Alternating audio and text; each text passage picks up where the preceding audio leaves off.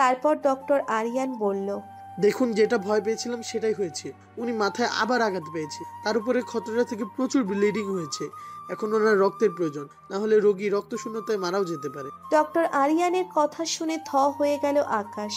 Doctor আবার বলল, আমি রক্তের গ্রুপ চেক করে আপনাকে জানাচ্ছি, আপনি রক্তের ব্যবস্থা করুন। কথাটা বলে ডক্টর আরিয়ান কেবিন থেকে বের হয়ে যায়, আর আকাশ সেখানেই থ হয়ে দাঁড়িয়ে থাকে। একটু পর একজন নার্স এসে ব্লাড স্যাম্পেল বলে যায়, এ পজিটিভ রক্ত লাগবে, 3 ব্যাগ রক্ত লাগবে। এত রক্ত কোথা থেকে ম্যানেজ করবে আকাশ? তখনই তার মাথায় আসছে তার রক্তের গ্রুপও সেম। সিদ্ধান্ত নেয় যে সে রক্ত দেবে। যেই ভাবা সেই কাজ। ডক্টরের কাছে গিয়ে আকাশ বলল, আমার রক্তের গ্রুপ সেম, আমি রক্ত দেব। আপনি দিবেন বুঝলাম, কিন্তু 3 ব্যাগ রক্ত আপনি একা কি করে দিবেন? আরেকজন দরকার পড়বে। প্লিজ ডক্টর, সমস্যা নেই, আমি একাই দেব 3 ব্যাগ রক্ত। আপনি কি সিরিয়াস? হ্যাঁ ডক্টর, আমি সিরিয়াস। আমার যা হবে সেটা পরে দেখা যাবে। 3 ব্যাগ না, শুধু আপনার যত রক্তের দরকার হয় আমার শরীর থেকে নিন। ওকে, আপনি আমার সাথে আসুন। 3 ব্যাগ রক্ত একাই দিল আকাশ। মাথাটা ঝিমঝিম করছে তার। ডক্টর আরিয়ান তাকে বলেছে কিছু সময় একটা জায়গায় বসে রেস্ট করতে, কিন্তু তার মন অস্থির হয়ে আছে। প্রীতির কখন জ্ঞান ফিরবে? অচেনা একটা মানুষ, তাও মনটা প্রীতিকে নিয়ে বারবার মাখামাখি করছে। তাই স্থির থাকতে পারল না। তাই কেবিনে ডক্টর আরিয়ানের সাথে সাথে চলে গেল সে নিজেই।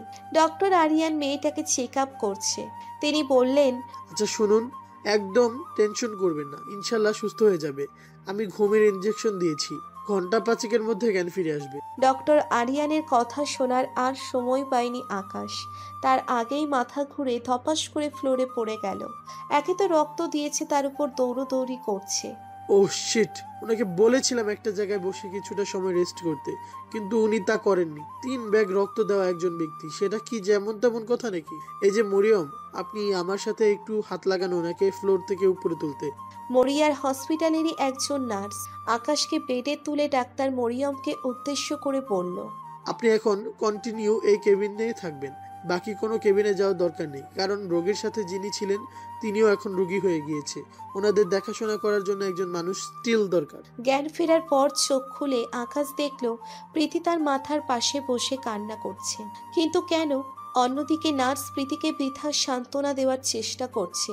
শোয়া থেকে উঠে বসলো আকাশ। আকাশের জ্ঞান ফিরেছে দেখতে পেয়ে প্রীতি বলল, এই যে, এখন কেমন লাগছে আপনার? কথাটা বলেই প্রীতি জড়িয়ে ধরল আকাশকে। আকাশ আর উত্তর দেওয়ার সুযোগ পেল না। থমথমে কণ্ঠে সে বলল, কেন, কেমন লাগবে আমার? আর কি হয়েছিল আমার? নার্স বলে উঠল, আপনি মাথা ঘুরে পড়ে গিয়েছেন। সকালবেলা রোগীকে রক্ত দিয়ে এসে 6 ঘন্টা যাবৎ আপনার জ্ঞান ছিল না। তখনই সকালের কথা মনে পড়ল আকাশের। আল্লাহ, কি বলছে সবাই এইসব? তার তো কিছুই মনে নেই।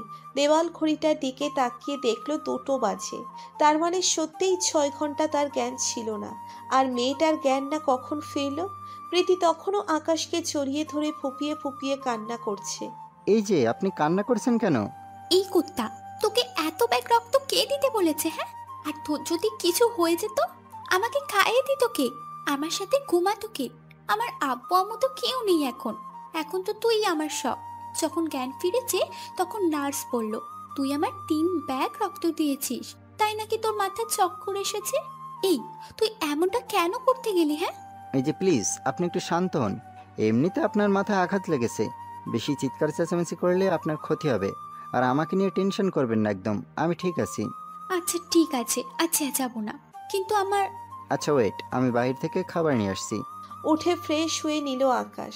পরে হসপিটালের ক্যান্টিন থেকে কিছু খাবার নিয়ে কেবিনে ফিরে আসলো আর মনে মনে ডক্টরকে থ্যাঙ্কস জানালো। ভাগ্যিস তিনি আকাশকে কিছু টাকা দিয়েছিল, না হয় কি যে করতে হতো আল্লাহই জানে। কেবিনে ফিরে গিয়ে সে প্রীতিকে খাইয়ে দিল, তারপরে নিজেও খেয়ে নিল। এভাবে আরও 3 দিন হসপিটালে ছিল তারা। মেয়েটার সমস্ত দেখাশোনা আকাশ একা করেছে, কোনো কমতি রাখেনি। এই 3 দিন রাতের বেলায় মেয়েটা তাকে জড়িয়ে ধরেই ঘুমিয়েছে। আজ রিলিজ করে দিয়েছে ডক্টর, তাই প্রীতিকে তার আপন বাসস্থানে পৌঁছে দিয়ে আসবে। কিন্তু আকাশের মনটা যেন মানছেই না। এই কয়েকটা দিন তার কাছে 1000 বছর লেগেছে। এই 3টে দিনের সমস্ত স্মৃতি তার মনের মধ্যে একদম গেঁথে গিয়েছে। ভালোবেসে ফেলেছে সে প্রীতিকে এই কয়েকটা দিনে, কিন্তু বলার সাহস করতে পারছে না। আর তাছাড়া আজ সে চলে যাবে, আর কখনো হয়তো তাকে দেখতে পাবে না আকাশ। সারা জীবন প্রীতিকে ঘিরে ভালোবাসা নামক অনুভূতিটা নিয়েই বেঁচে থাকবে সে। এসব ভাবছে আর চোখের কোণ বেয়ে জল গড়িয়ে পড়ছে। এই যে, কোথায় আপনি? আমার কখন দিয়ে আসবেন বাড়িতে? চোখটা মুছে নিল আকাশ, যাতে করে চোখের পানিগুলো না দেখতে পেয়ে প্রীতি তারপর বলল, এই তো এখনই চলুন। তারপর মেয়েটাকে নিয়ে রওনা দিল ওর বাড়ির উদ্দেশ্যে। আচ্ছা, একটা কথা বলবো আপনাকে। হ্যাঁ অবশ্যই। আপনি না অনেক ভালো একটা মানুষ। আপনার মতো মানুষের তুলনা হয় না। কত পাগলামো করেছি আপনার সাথে, কিন্তু আপনি কিছুই বলেননি। নিজের হাতে খাইয়ে দিয়েছেন, রাতে আপনার সাথে নিয়ে ঘুমিয়েছি। এগুলো সারাটা জীবন আমার মনে থাকবে। আর আমার ক্ষমা করে দেবেন। অনেক সময় রেগে গিয়ে তুই তো কারিও করেছি। আরে না, কি বলছেন এসব? আপনার উপরে কোনো রাগ নেই আমার। একটা মানুষের উপকার করতে পেরেছি, এতেই আমি খুশি। আর আমারও আপনাকে ঘিরে সমস্ত স্মৃতিগুলো সারা জীবন মনে থাকবে। মেয়েটা আকাশের কথা শুনে তার মুখের দিকে তাকিয়ে আছে। তা দেখে আকাশ আনমনে বলল, ধুর, বেফাঁস এটা কি বলে ফেললাম। আচ্ছা, আপনার নামটাই তো জানা হলো না। আমার নাম প্রীতি, আর আপনার? আমার নাম আকাশ। দুজনে কথা বলতে বলতে গন্তব্যে চলে আসে। ভিতর থেকে বারবার কলিজার খালি মোচড় দিচ্ছে আকাশের। আর হয়তো মেয়েটাকে দেখতে পাবে না সে। গাড়িতে আওয়াজ শুনতে শুনতে অনেকগুলো মানুষ বাসার ভিতর থেকে বেরিয়ে আসলো। প্রীতিকে দেখতে পেয়ে সবাই তো মহা খুশি। একজন এসে প্রীতিকে জড়িয়ে ধরে বলল, মা আমার, কোথায় চলে গিয়েছিলি আমাদের ছেড়ে তুই? আম্মু, বাসায় গিয়ে বলছি। এই ছেলেটাকে? আর তোর মাথায় ব্যান্ডেজ কেন? আমি বুঝতে পেরেছি, এই ছেলেটা হয়তো একদিন তোকে জিম্মি করে রেখেছে। দাঁড়া, ওর ব্যবস্থা করছি। এই তোরা দাঁড়িয়ে কি দেখছিস? বেটাকে মেরে আত্মহত্যা করে রাস্তায় ফেলে রেখে আয়। আর প্রীতি আম্মু, তুমি মেয়েকে ঘরে নিয়ে যাও। আব্বু প্লিজ, তুমি ভুল করছো। ও তেমন কিছু করেনি। এই, তুই আমাকে শিখাতে আসিস না। আমি জানি এই ছেলে তোর সাথে কিছু করেছে। লোকগুলো আকাশকে উড়াধুরা মারতে আরম্ভ করে। আকাশকে মারতে মারতে মাটিতে ফেলে দিয়েছে। মুখ দিয়ে অনবরত রক্ত বের হতে শুরু করে। বারবার ওদের কাছে মিনতি করে বলছে, প্লিজ, এমন কিছু করিনি, আপনারা আমায় মেরেন না। কিন্তু কে শোনে কার কথা? ওরা মারতে মারতে আকাশের পুরো শরীর ফাটিয়ে ফেলে। শরীরের বিভিন্ন অঙ্গ থেকে ফেটে ফেটে রক্ত বের হচ্ছে। তখন আকাশ চেঁচিয়ে পড়ল, উপকারীর ঘাড়ে লাথি, এটাই তার প্রমাণ। বলেই জ্ঞান হারিয়ে ফেলল আকাশ। অন্যদিকে প্রীতি বারবার বলছে, আকাশ এমন করেনি। কিন্তু কেউ বিশ্বাস এই করতে রাজি না। না, ছেলেটাই তোর সাথে উল্টোপাল্টা কিছু করেছে। পাশেই ফুলদানি ছিল। প্রীতি সেটা হাতে ঠাস করে দেওয়ালের সাথে বাড়ি দিয়ে ফাটিয়ে ফেলে। আর ধারালো দেখে একটা টুকরো সেখান থেকে উঠিয়ে নিয়ে হাতের উপর চেপে ধরে বলে, বাবা, তোমরা আমার কথা শুনবে নাকি আমি হাতের উপর দিয়ে চালিয়ে দেব? সবাই তো অবাক প্রীতির কাণ্ড দেখে। মারে, প্লিজ এমনটা করিস না, ওটা ফেলে দে। না, আমি জানি তোমরা আমার কথা শুনবে না। আমি যা বলবো সবটা শুনে তারপরে যা করার করবে।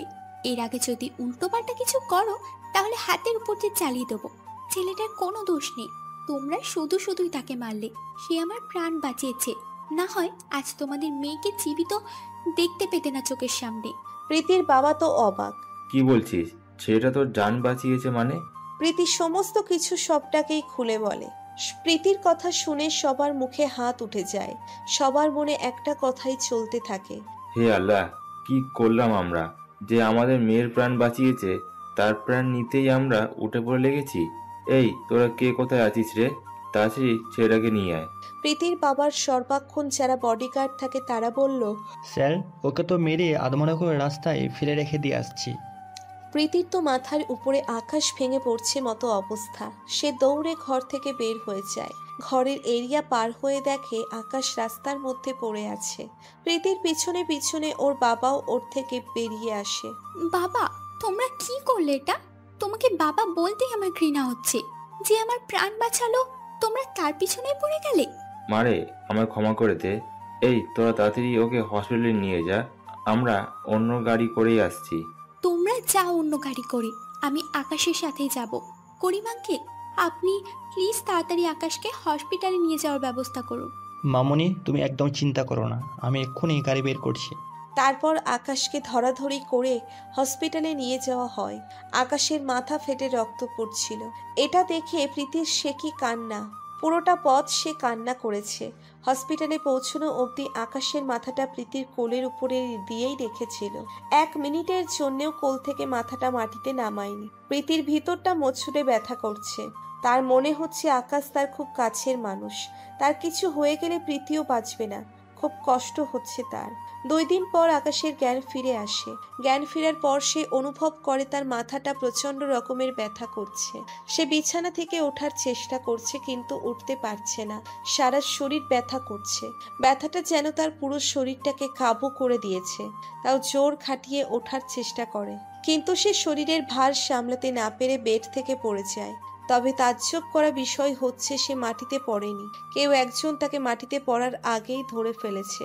সে ঘাড় ঘুরে দেখে প্রীতি তো চোখগুলো লাল হয়ে আকাশের দিকে তাকিয়ে আছে। মনে হয় এখনই চোখ দিয়ে গিলে খেয়ে ফেলবে। আরে আজীব তো, কি করলাম আমি? আমার দিকে এভাবে চেয়েছেন কেন? এই যে সমস্যা কি আপনার? হ্যাঁ, কোথায় কি সমস্যা? বিছানা থেকে একা একা উঠতে কে বলেছে? পাশে যে আমি বসেছিলাম, আমাকে বললেই হতো। এখন নিজে নিজে উঠতে গিয়ে যদি আপনার কোনো ক্ষতি হয়ে যেত, তাহলে তো আমাকেই কষ্ট পেতে হতো, তাই না? মেয়েটা বলতে বলতে কান্না করে দিয়েছে। তা দেখে আকাশ বলল, আরে আরে, আপনি কান্না করছেন কেন? আর আপনার কেন কষ্ট পেতে হবে? সেটা আপনার না জানলেও চলবে। আপনার মাথা মোটা, তাই আপনি বুঝবেনও না। আর নেক্সট টাইম আমাকে বলবেন, না হয় কিন্তু খবর আছে। সরি, আমার ভুল হয়েছে। আপনাকে বলার দরকার ছিল, কিন্তু বিশ্বাস করুন, আপনি পাশে ছিলেন সেটা জানলে আপনাকেই বলতাম। হয়েছে, থাক। এখন কিছু না উঠতে চেয়েছেন। বলতে বলতে আকাশের ধরে ওঠায় আর পিছনে বালিশ দিয়ে ওকে হেলান দিয়ে শুইয়ে দেয়। জ্ঞান ফেরার পর নিজেকে রুমের মধ্যে আবিষ্কার করলাম। তাছাড়া এখানে কিভাবে আসলাম সেটাই মাথায় কাজ করতেছিল না। কিন্তু আপনাকে দেখে আমার সব মনে পড়ে গেছে। আপনার হিটলার বাপ আমাকে মেরে হসপিটালে পাঠিয়ে দিয়েছে।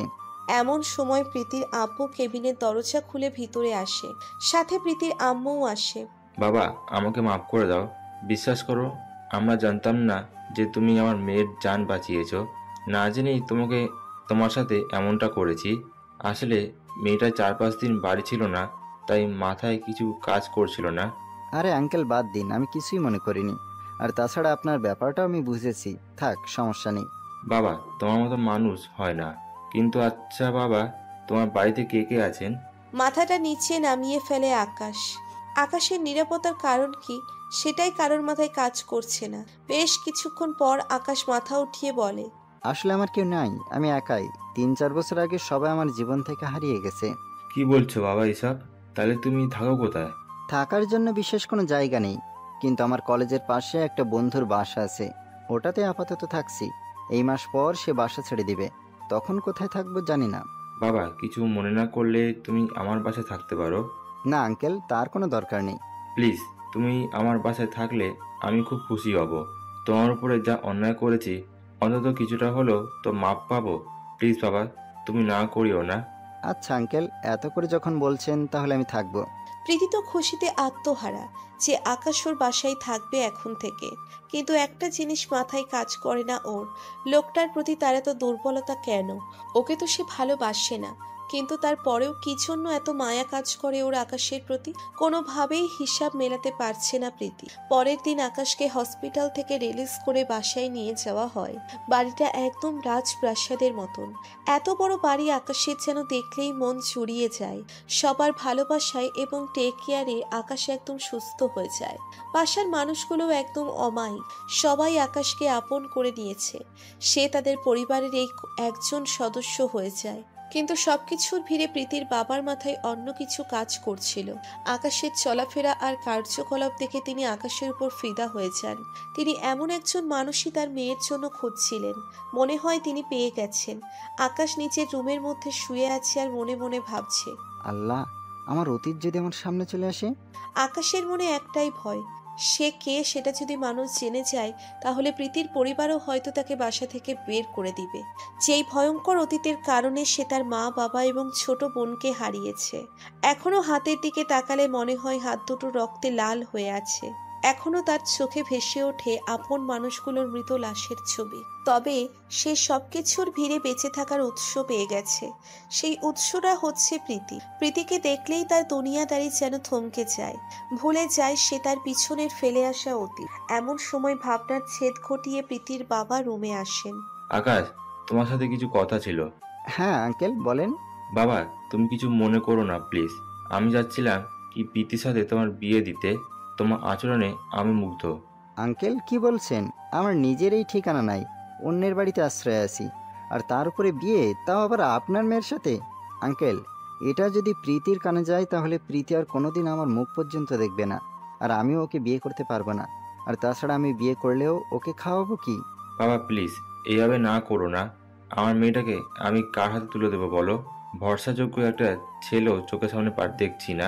তুমি ছাড়া তোমার কাছে মিনতি করছি, তুমি প্রীতিকে বিয়ে করে নাও, আর তোমার ওকে খাওয়ানো নিয়ে চিন্তা করতে হবে না। আঙ্কেল প্লিজ এভাবে বলবেন না। আচ্ছা আমি প্রীতিকে বিয়ে করব, কিন্তু প্রীতি যদি অমত করে? বাবা, সেটা তুমি আমার উপর ছেড়ে দাও, আর তুমি বিয়ের জন্য তৈরি হও। তারপর তিনি চলে যায় রুম থেকে। প্রীতির আপুর সমস্ত কথা যেন আকাশের মাথার উপর দিয়ে গেল। তবে সে ভীষণ খুশি যে প্রীতি তার হবে, কিন্তু ঝামেলা একটাই, প্রীতি যদি তাকে ভুল বোঝে। আনমনে সে বলল, ধুর, এত কিছু ভাবছি কেন? আমি তো নিজে থেকে বলিনি, ওর বাবাই আমাকে অফার করেছে। অনেক রাত হয়েছে। এসব ভাবতে ভাবতেই সে ঘুমিয়ে পড়ে। সকালবেলা ঘুম থেকে উঠে নিচে যায়। নিচে গিয়ে সে লক্ষ্য করে ডেকোরেশনের লোক ফুল দিয়ে পুরো বাড়িটা সাজাচ্ছে। কিছুই তো মাথায় ঢুকছে না তার। বাড়িতে কি কোনো অনুষ্ঠান হবে নাকি? এমন সময় প্রীতির আব্বু এসে বলে, বাবা, তুমি নিজের মতোই প্রিপারেশনে নাও। পরশু প্রীতির সাথে তোমার বিয়ে ফিক্সড করেছি। ওনার কথা শুনে জাস্ট চোখ দুইটা কপালে উঠে গেছে আকাশের। আল্লাহ, কি বলছে সব? কাল বাদে পরশু বিয়ে, আর তাছাড়া প্রীতি এত সহজেই মেনে গেল? আকাশের ভাবনার অবসান ঘটিয়ে প্রীতির বাবা বলতে শুরু করে, এই ছেলে, আমি বলছিলাম না যে প্রীতির ব্যাপারটা আমার উপরে ছেড়ে দাও? দেখলে সে রাজি হয়ে গেছে। মনে মনে আকাশ বলল, যাক ভালো হয়েছে, এবার ভালোবাসার মানুষটা নিজের হবে। এসব ভেবে মুচকি মুচকি হাসছে সে। প্রীতির বাবা আকাশের দিকে তাকিয়ে মুচকি একটা হাসি দিয়ে আচ্ছা থাকো, অনেক কাজ করতে হবে। তারপর তিনি চলে গেলেন। আজ আকাশ প্রীতির বিয়ে, কিন্তু একটা জিনিস আকাশের মাথায় কাজ করছে না, যে প্রীতি এই 2 দিনে তার সামনে একবারও আসলো না কেন? অন্য সময় রোজ তাদের 3 থেকে 4 বার কথা হয়, কিন্তু এই 2 দিনে প্রীতি তার সামনে একবারও আসেনি। কথা তো দূরেই থাক, ভালোই ভালোই ওদের বিয়েটা হয়ে গেল। বাসর ঘরের সামনে দাঁড়িয়ে আছে আকাশ। খুব ভয় করছে তার। বাসর ঘরে ঢুকলে আল্লাহ জানে কি হবে। তবে একটা জিনিসে খুব খুশি সে, যে তার ভালোবাসার মানুষটাকে নিজের করে পেয়েছে সে। আর বাসর ঘরে যে বসে আছে সে তার মনের মানুষ। মনের ভয়কে জয় করে বাসর ঘরে দরজা ঠেলে ভিতরে ঢুকলো আকাশ। ভিতরে ঢুকে দেখে প্রীতি বড় একটা ঘোমটা দিয়ে বসে আছে। আওয়াজ করে সামনের দিকে এগিয়ে গেল আকাশ, কারণ মেয়েরা নাকি তার বরকে পা ধরে সালাম করে বাসর ঘরে। কিন্তু প্রীতি এমন কিছুই করলো না। যাক, আকাশও এসবে লাইক করে না, পা ধরে সালাম টালাম করাকে আর কি। আস্তে আস্তে গিয়ে খাটের উপরে বসলো সে। প্রীতির কোনো সারা শব্দ নেই, কেমন যেন একটা আনইজি লাগছে আকাশের। তার উপরে মেয়েটাও কথা বলছে না, নিরাপত্তা ভেঙে নিচেই পড়ল। প্রীতি, ঘোমটাটা সরাও। তাও রেসপন্স নাই। তাই নিচেই হাত দিয়ে ওর মুখটা ঘোমটাটা সরিয়ে দিল। ঘোমটাটা সরিয়ে যা দেখলো তাতে তো চোখগুলো কপালে উঠে গেল। প্রীতির চোখগুলো আগুনের মতো লাল বর্ণ ধারণ করে আছে। প্রীতিকে দেখে আর বুঝতে বাকি রইল না যে মেয়েটা অনেক কেঁদেছে, কিন্তু কেন সেটা দেখে আকাশ বলল, এই প্রীতি, কি হয়েছে তোমার? তোমার চোখ মুখ এমন ফোলা দেখাচ্ছে কেন? নিশ্চয়ই তুমি কেঁদেছো। দেখি কি হয়েছে, আমাকে বলো। প্রীতি ঠাস করে একটা থাপ্পড় বসিয়ে দেয় আকাশের গালে। এই ছোট লোকের বাচ্চা, তুই কোন সাহসে আমার গায়ে স্পর্শ করেছিস? তোকে সাহস কে দিয়েছে? আকাশ তাজ্জব বনে গেল প্রীতির আচরণ দেখে। ভাবলো, কি এমন করলাম যে সে আমায় থাপ্পড় মারলো? চুপ করে আছে সে, মুখ দিয়ে কোনো কথা বের হচ্ছে না। প্রীতির কাছ থেকে এমনটা কখনো আশা করেনি সে। কি রে ছোট লোক, কথা বলছিস না কেন? গায়ে হাত দিয়েছিস কোন সাহসে? গায়ে হাত দিতে আবার সাহস লাগবে নাকি? তুমি তো আজ থেকে আমার বউ, অন্য কোনো অবলা নারী না। এই ছোট লোক, তোর দেখছি খুব মুখ ফুটে গেছে। কার বউ? কিসের বউ? হ্যাঁ, তোর মতো ছোট লোকের বউ হব আমি? আমাকে কি কুকুরে কামড়েছে নাকি? বাবা আমায় কসম দিয়েছে তোকে বিয়ে করার জন্য, তাই বাবার কসমের জন্য তোকে বিয়ে করেছি। তোর মতো ছোট লোককে আমি কখনোই বর মানব না। প্রীতি, আমি জানি না তুমি যে তোমার বাবার কসমের জন্য আমায় বিয়ে করেছো, কিন্তু এটা তো সত্যি তাই না, যে তোমার আমার বিয়ে হয়েছে, আমরা দুজন এখন স্বামী স্ত্রী। প্রীতি আরো দুটো থাপ্পড় লাগিয়ে দেয় কষিয়ে আকাশের গালের মধ্যে। তোর সাহস তো কম না? তোকে একবার বলেছি না এই বিয়ে আমি মানি না, আর তোকে বর হিসেবে মেনে নেওয়ার তো কোনো প্রশ্নই আসে না। পরেও কিসের স্বামী স্ত্রী রে? তার উপরে আবার তুমি করে বলছিস? সাহস তো তোর অনেক বেড়ে গেছে। প্রীতি, তুমি এমন কেন করছো? তো কেমন করব? তুই কি মনে করেছিস? হ্যাঁ, তোর মতো ছ্যাঁচাকে আমি মেনে নেব? আর তোকে তো এখন আমার লোভী মনে হচ্ছে। বাবা বলেছে আমায় বিয়ে করতে, আর তুই অমনি রাজি হয়ে গেলি লেজ গুটিয়ে বিয়ে করার জন্য।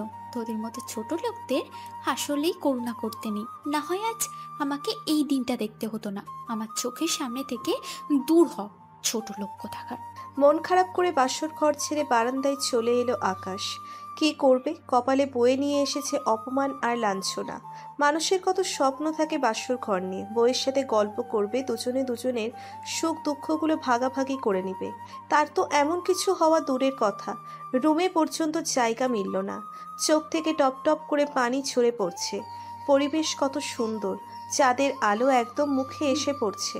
দেখতেই বোঝা যাচ্ছে চাঁদ মামা আজ সেই খুশি, তাই সেও ইচ্ছে মতো রোশনি ছড়িয়ে বেড়াচ্ছে। চাঁদের দিকে এক নজরে তাকিয়ে আছে আকাশ। তখনই মনের মধ্যে কোনো এক অজানা অনুভূতি কাজ করছিল তার। ইস, প্রীতি যদি আমায় মেনে নিত, তাহলে এখন দুজন মিলে জ্যোৎস্না বিলাস করতে পারতাম। ঠিক তখনই চাঁদটা মেঘের গায়ে ঠেকে গেল। আকাশ আন মনে বলল, বাহ চাঁদ মামা, তুমিও আমার থেকে মুখ ফিরিয়ে নিলে। মনটা আরো খারাপ হয়ে গেল। ঠিক সেই সময় কেউ একজন পিছন থেকে পাঞ্জাবির কলার ধরে হ্যাচকা টান দিল। পিছনে ফিরেই তো অবাক। এই কুত্তা, তোর কত বড় সাহস! তুই আমাকে একা একা রুমের মধ্যে রেখে এখানে এসে দাঁড়িয়ে আছিস? তুমিই তো বললে তোমার চোখের থেকে দূর হয়ে যেতে। হ্যাঁ বলেছি, কিন্তু তুই জানিস না যে আমি একা একা থাকতে পারি না, আমার ভয় লাগে। এটা বলে প্রীতি কলার ধরে টানতে টানতে রুমের মধ্যে নিয়ে গেল আকাশকে। আকাশ মনে মনে ভাবছে, কি করছে কি মেয়েটা? ও আমার কলার ধরে এভাবে টেনে নিয়ে যাচ্ছে কেন? তারপর প্রীতি আকাশকে রুমের মধ্য নিয়ে ধাক্কা দিয়ে খাটের উপর ফেলে দেয়, আর সেও তার গায়ের উপরে ঝাঁপিয়ে পড়ে। একদম আকাশের বুকের মধ্যিখানে মাথা রেখে শক্ত করে জড়িয়ে ধরে। ওর এমন কর্মকাণ্ড দেখে তো চোখগুলো কপালে উঠে গেছে আকাশে। যেই মেয়ে তাকে স্বামী হিসেবেই মানে না, সে আবার তাকে এভাবে জড়িয়ে ধরে আছে কেন? এই এই, কি করছেন আপনি? কেন, কি করছি চোখে দেখছিস না? হ্যাঁ, কিন্তু হঠাৎ এভাবে জড়িয়ে ধরলেন। আমার অনেক ঘুম পেয়েছে, আর তুই তো জানিস যে আমার একা একা ঘুমাতে ভয় করে। তা বুঝলাম, আমায় পাশে রাখলেই তো পারতেন, কিন্তু এভাবে জড়িয়ে ধরলেন। এই, তুই এত বক বক কেন করছিস রে? জড়িয়ে ধরেছি দেখে তোর কি যা চলে গেছে নাকি? আমার কারণে আমি তোকে জড়িয়ে ধরেছি। তুই তো ছোট লোক, তোর মন মানসিকতা আর কত ভালো হবে। রাতের বেলায় এসে আমার সাথে উল্টো পাল্টা কখন কি করে বসবি তার কোনো ঠিক ঠিকানা নেই। তাই এক কাজে দুই কাজ সেরে ফেললাম, তোকে সারা রাত এইভাবে জড়িয়ে ধরে ঘুমাবো। তাহলে তুই আর আমার সাথে খারাপ কিছু করতে পারবি না। বিশ্বাস করেন রাসেল ভাই, প্রীতির কথা শুনে মনে হচ্ছিল এখনই মাটি ফেটে ভিতরে ঢুকে যায়। এটা কি মেয়ে নাকি অন্য কিছু আল্লাহ জানে। একদম পুরো তার ছেঁড়া আমাকে শক্ত করে জড়িয়ে ধরেছে, খালি এই জন্য আমি যাতে তার সাথে খারাপ কিছু করতে না পারি। কতটা বুদ্ধিমান হলে মানুষ এমনটা বলতে পারে। তবে সব কিছুর ভিড়ে মেয়েটার একটা জিনিস আমার খুবই পছন্দ, ওর বাচ্চামি স্বভাবগুলো। ওর বাচ্চা বাচ্চা কথাগুলো শুনলে ইচ্ছে করে চুমু দিয়ে কপালটা লাল করে দেই। মেয়েটা বুকের মধ্যে মাথা রেখে কখন যে ঘুমিয়ে গেছে বলতেই পারি না। ইস, কি মায়াবী লাগছে চেহারাটা, একদম বুকের সাথে লেপ্টে লেগে আছে ওর ঠোঁট জোড়াগুলো। ওর ঘুমন্ত চেহারাটা দেখে ইচ্ছে করছে ওর কপালে কয়েকটা ভালোবাসার পরও সেঁকে দিতে। কিন্তু ওর যে মেজাজ, একবার যদি জানতে পারে আমি ঘুমন্ত অবস্থায় ওকে চুমু দিয়েছি, আমাকে জমের কাছে পাঠিয়ে দেবে। কিন্তু মন যে বাধা মানছে না, ওর ঘুমন্ত চেহারাটা বারবার আমাকে যে ওর কাছে টানছে। ধুর, এত ভেবে লাভ নেই, যা হবে পরে দেখা যাবে, আগে চুমু দিয়ে নিই। যেই ভাবা সেই কাজ। প্রীতির কপালে কয়েকটা চুমু এঁকে দিলাম। হুট করে প্রীতি আমার গালে ঠাস করে থাপ্পড় বসিয়ে দেয়, আর ঘুমের মধ্যে পাগলের মতো আবল তাবল বলতে শুরু করে। এই, তুই আমার কপালে কেন চুমু দিয়েছিস? ঠোঁটে কেন চুমু দিসনি? প্রীতির কথা শুনে আমি তো অবাক। তওবা তওবা, মেয়ে বলে কি? প্রীতি আবার বলল, এই, তুই এক্ষুনি আমার ঠোঁটে চুমু দে। আর আমার চুমু চাই, আমি চুমু খাবো। আল্লাহ, মেয়েটা ঘুমের ঘরে সব কি আবল তাবল বলতেছে। কি জন্য যে চুমু খেতে গেলাম? ধুর, সকালে উঠে যদি জানতে পারি আমাকে চুমু দিয়েছি তাহলে আমাকে গায়েব করে ফেলবে। কিন্তু আমার ধারণা ভুল প্রমাণ করে প্রীতি বলল, এই, তুই এখনো চুমু দিচ্ছিস না কেন? না, কামড়ে দিব তোর বুকের মধ্যে। আমি ভয় পেয়ে বললাম, না না দিচ্ছি, প্লিজ কামড়ে দিও না।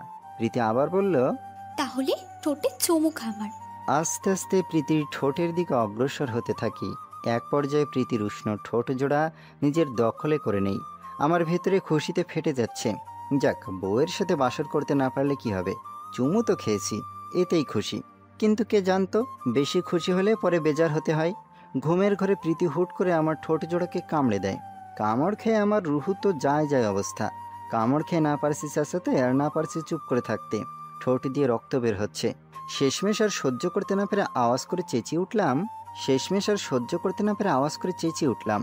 আওয়াজ শুনে প্রীতি ঘুম থেকে উঠে যায়। প্রীতির ঘুম থেকে ওঠা দেখে, আল্লাহ, এখন তো আমি শেষ, ডাইনির ঘুম তো ভেঙে গেছে। প্রীতি রাগান্বিত লোক নিয়ে আকাশের দিকে তাকিয়ে আছে। এই, তুই কি করলি আমার সাথে? আর তোর ঠোঁট দিয়ে রক্ত কেন বের হচ্ছে? কই, কি করেছি? কিছু করিনি তো। মনে মনে।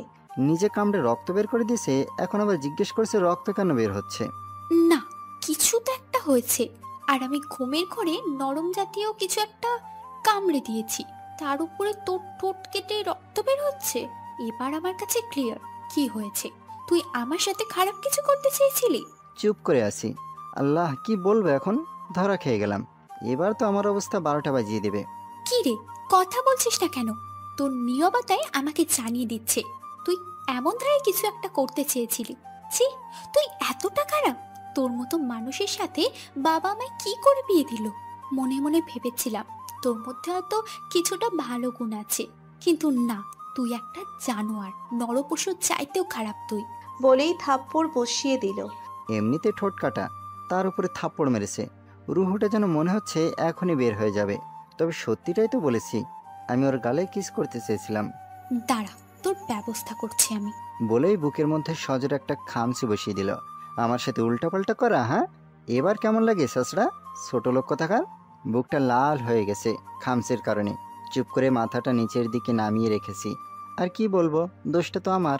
এরপর আর যদি কখনো এমন উল্টোপাল্টা চিন্তা মাথায় আসে, তাহলে তো চোখ দুইটা আমি টেনে বের করে আনবো। মনে রাখিস কথাটা। আর এখন সর, ঘুমাবো আমি। এটা বলে আবার আকাশকে জড়িয়ে ধরে ওর বুকের মধ্যে মুখ গুজে দেয়। মেয়েটার এমন কর্মকাণ্ড দেখে কি বলবো ভেবে পাচ্ছি না। এখনই কথা শোনালো, এখন এবার বুকের মধ্যে মুখ গুজে দিয়ে ঘুমোচ্ছে। কিন্তু একটা জিনিস ভেবে মনটা খারাপ হয়েছে। বারবার খালি ভুল বুঝে যাচ্ছে আমাকে। তবে সে তো আমার বউ, একটু না হয় চুমু খেতে চেয়েছি, তাই বলে এভাবে বুকের মধ্যে আঁচড় বসিয়ে দেবে? থাক, বাদ দিলাম। সবটা আমার কপালে লেখা ছিল। এসব নিয়ে ভাবছি, তখনই প্রীতি বলে উঠল, এই, তোর বুকটা তো অনেক লাল হয়ে গেছে রে। বাহ, অনেক সুন্দর কথা। নখ দিয়ে আঁচড় দিয়ে বলছে লাল হয়ে গিয়েছে। কিছুই বললাম না, চুপ করে আছি। সরি রে, তোকে খুব কষ্ট দিয়ে ফেলেছি। আসলে আমার হুঁশ ছিল না। আমার মাথায় কখন যে কোন ভূত চেপে বসে নিজেও বলতে পারি না। এই, তোর অনেক ব্যথা করছে, তাই না? আরে না, ব্যথা করছে না। এই, তুই তো অনেক মিথ্যে কথা বলিস। আমি জানি তোর অনেক ব্যথা করছে। একদম আগুনের মতো লাল হয়ে আছে জায়গাটা, আর তুই বলছিস ব্যথা করছে না। বলে আর কি হবে, কষ্ট পেলে তো আমার হচ্ছে, তোমার তো কিছু না। আমারও হচ্ছে রে। যদিও তোকে মেনে নিতে পারিনি, তবুও তোকে এইভাবে কষ্ট দেওয়া আমার উচিত হয়নি। দাঁড়া, আদর করে দিচ্ছি। বলেই আকাশের ক্ষত জায়গাটাতে ওর উষ্ণ ঠোঁটছোড়া দিয়ে অনেকগুলো চুমু দিয়ে বসে। মেয়েটার কর্মকাণ্ড দেখে আকাশ তো অবাক, তাই বলল, এই এই, আপনার মাথা কি নষ্ট হয়ে গেছে? আপনি কি করছেন? আপনার হুঁশ ঠিক আছে তো? হ্যাঁ, আমার একদম হুঁশ ঠিক আছে। আমার তো মনে হচ্ছে না, আপনি তো আমাকে স্বামী হিসেবে মানেন না। তাহলে চুমু খেলেন যে? এই, তুই চুপচাপ থাক একদম। তোর এত কিছু শুনতে হবে না। তুই কে সেটা আমি ভালো করে জানি। বিয়ে যেহেতু হয়েছে, তাহলে তো তুই আমার স্বামী। আর চুপচাপ থাক প্লিজ, আমি ঘুমাবো। আচ্ছা, ঘুমান। প্রীতি আমার বুকের মধ্যে মুখটা গুজে দিয়ে বাচ্চাদের মতন করে ঘুমিয়ে আছে। কিন্তু একটা জিনিস ভাবতেই মনটা খুশিতে লাফিয়ে উঠছে, যে মেয়েটা আমাকে না মানলেও সে এই বিয়েটাকে মেনে নিয়েছে। যাক, এটুকুতেই খুশি আমি। আমার আর কিছু চাই না। এসব ভাবতে ভাবতে কখন সে ঘুমের রাজ্যে হারিয়ে গেছে সে নিজেও জানে না। সকালবেলা ঘুম ভাঙে কারোর ডাকে। মিটমিট করে চোখটা খুলে দেখে প্রীতি তাকে বিছানা ছেড়ে উঠতে বলছে। প্রীতি অনেকটা সময় হয়েছে ঘুম থেকে উঠেছে। সে প্রীতিকে দেখে বড় ধরনের একটা শক খায়। প্রীতি নীল কালারের একটা শাড়ি পরেছে, সাথে ম্যাচিং করে কাচের চুড়ি, আবার চুলগুলো ঘাড়ের এক সাইডে মেলে রেখেছে, যার থেকে চুইয়ে চুইয়ে পানি পড়ছে। তার মানে মেয়েটা সকাল সকাল গোসল করেছে। এটা দেখেই কোনো এক নেশার রাজ্যে হারিয়ে গেল আকাশ। এক টান দিয়ে বুকের মধ্যে নিয়ে নিলাম প্রীতিকে। বুকের মধ্যে নিয়ে শক্ত করে জড়িয়ে ধরলাম নিজের বাহু ডোরে। মেয়েটা হাত পা ছুটাছুটি করছে ওকে ছেড়ে দিতে, কিন্তু না, আমি তো ছাড়বো না। আমার তো নেশা লেগে গেছে প্রীতিকে এই অবস্থায় দেখে। ওকে ঘুরিয়ে খাটের উপরে রেখে হাত দুইটা শক্ত করে চেপে ধরলাম, যেন নড়াচড়া করতে না পারে। যদিও সে মেয়ে মানুষ, শক্ত করে চেপে ধরার প্রয়োজন নেই, কারণ আমার শক্তির সাথে পেরে উঠবে না। তাও রিস্ক নিলাম না। প্রীতি চোখগুলো লাল বর্ণের করে আকাশের দিকে চেয়ে আছে। মনে হচ্ছে এখনই চোখের মাধ্যমে আকাশকে গিলে খেয়ে ফেলবে। ধুর, এত কিছু দেখে লাভ নাই। আমার বউ, আমি যা ইচ্ছা তাই করবো আমার বউয়ের সাথে, এতে কার কি? প্রীতির গা থেকে মাতাল করে একটা স্মেল নাকে ভেসে আসছে। এটার পর তারও পাগল হয়ে গেলাম। এবার আমায় আর আটকাই কে? প্রীতির ঠোঁটের উপরে নিজের ঠোঁট জোড়াকে বসিয়ে দিলাম। মেয়েটা গোঙাচ্ছে আর হাত পা ছুটাছুটি করছে ওকে ছেড়ে দেওয়ার জন্য, কিন্তু কে ছাড়বে? মন না ভরা পর্যন্ত ওকে আর ছাড়বো না। পাক্কা 30 মিনিট পর প্রীতিকে ছেড়ে দিলাম। দুজনেই হাঁপাচ্ছি, কিন্তু প্রীতি আমার থেকে বেশি হাঁপাচ্ছে।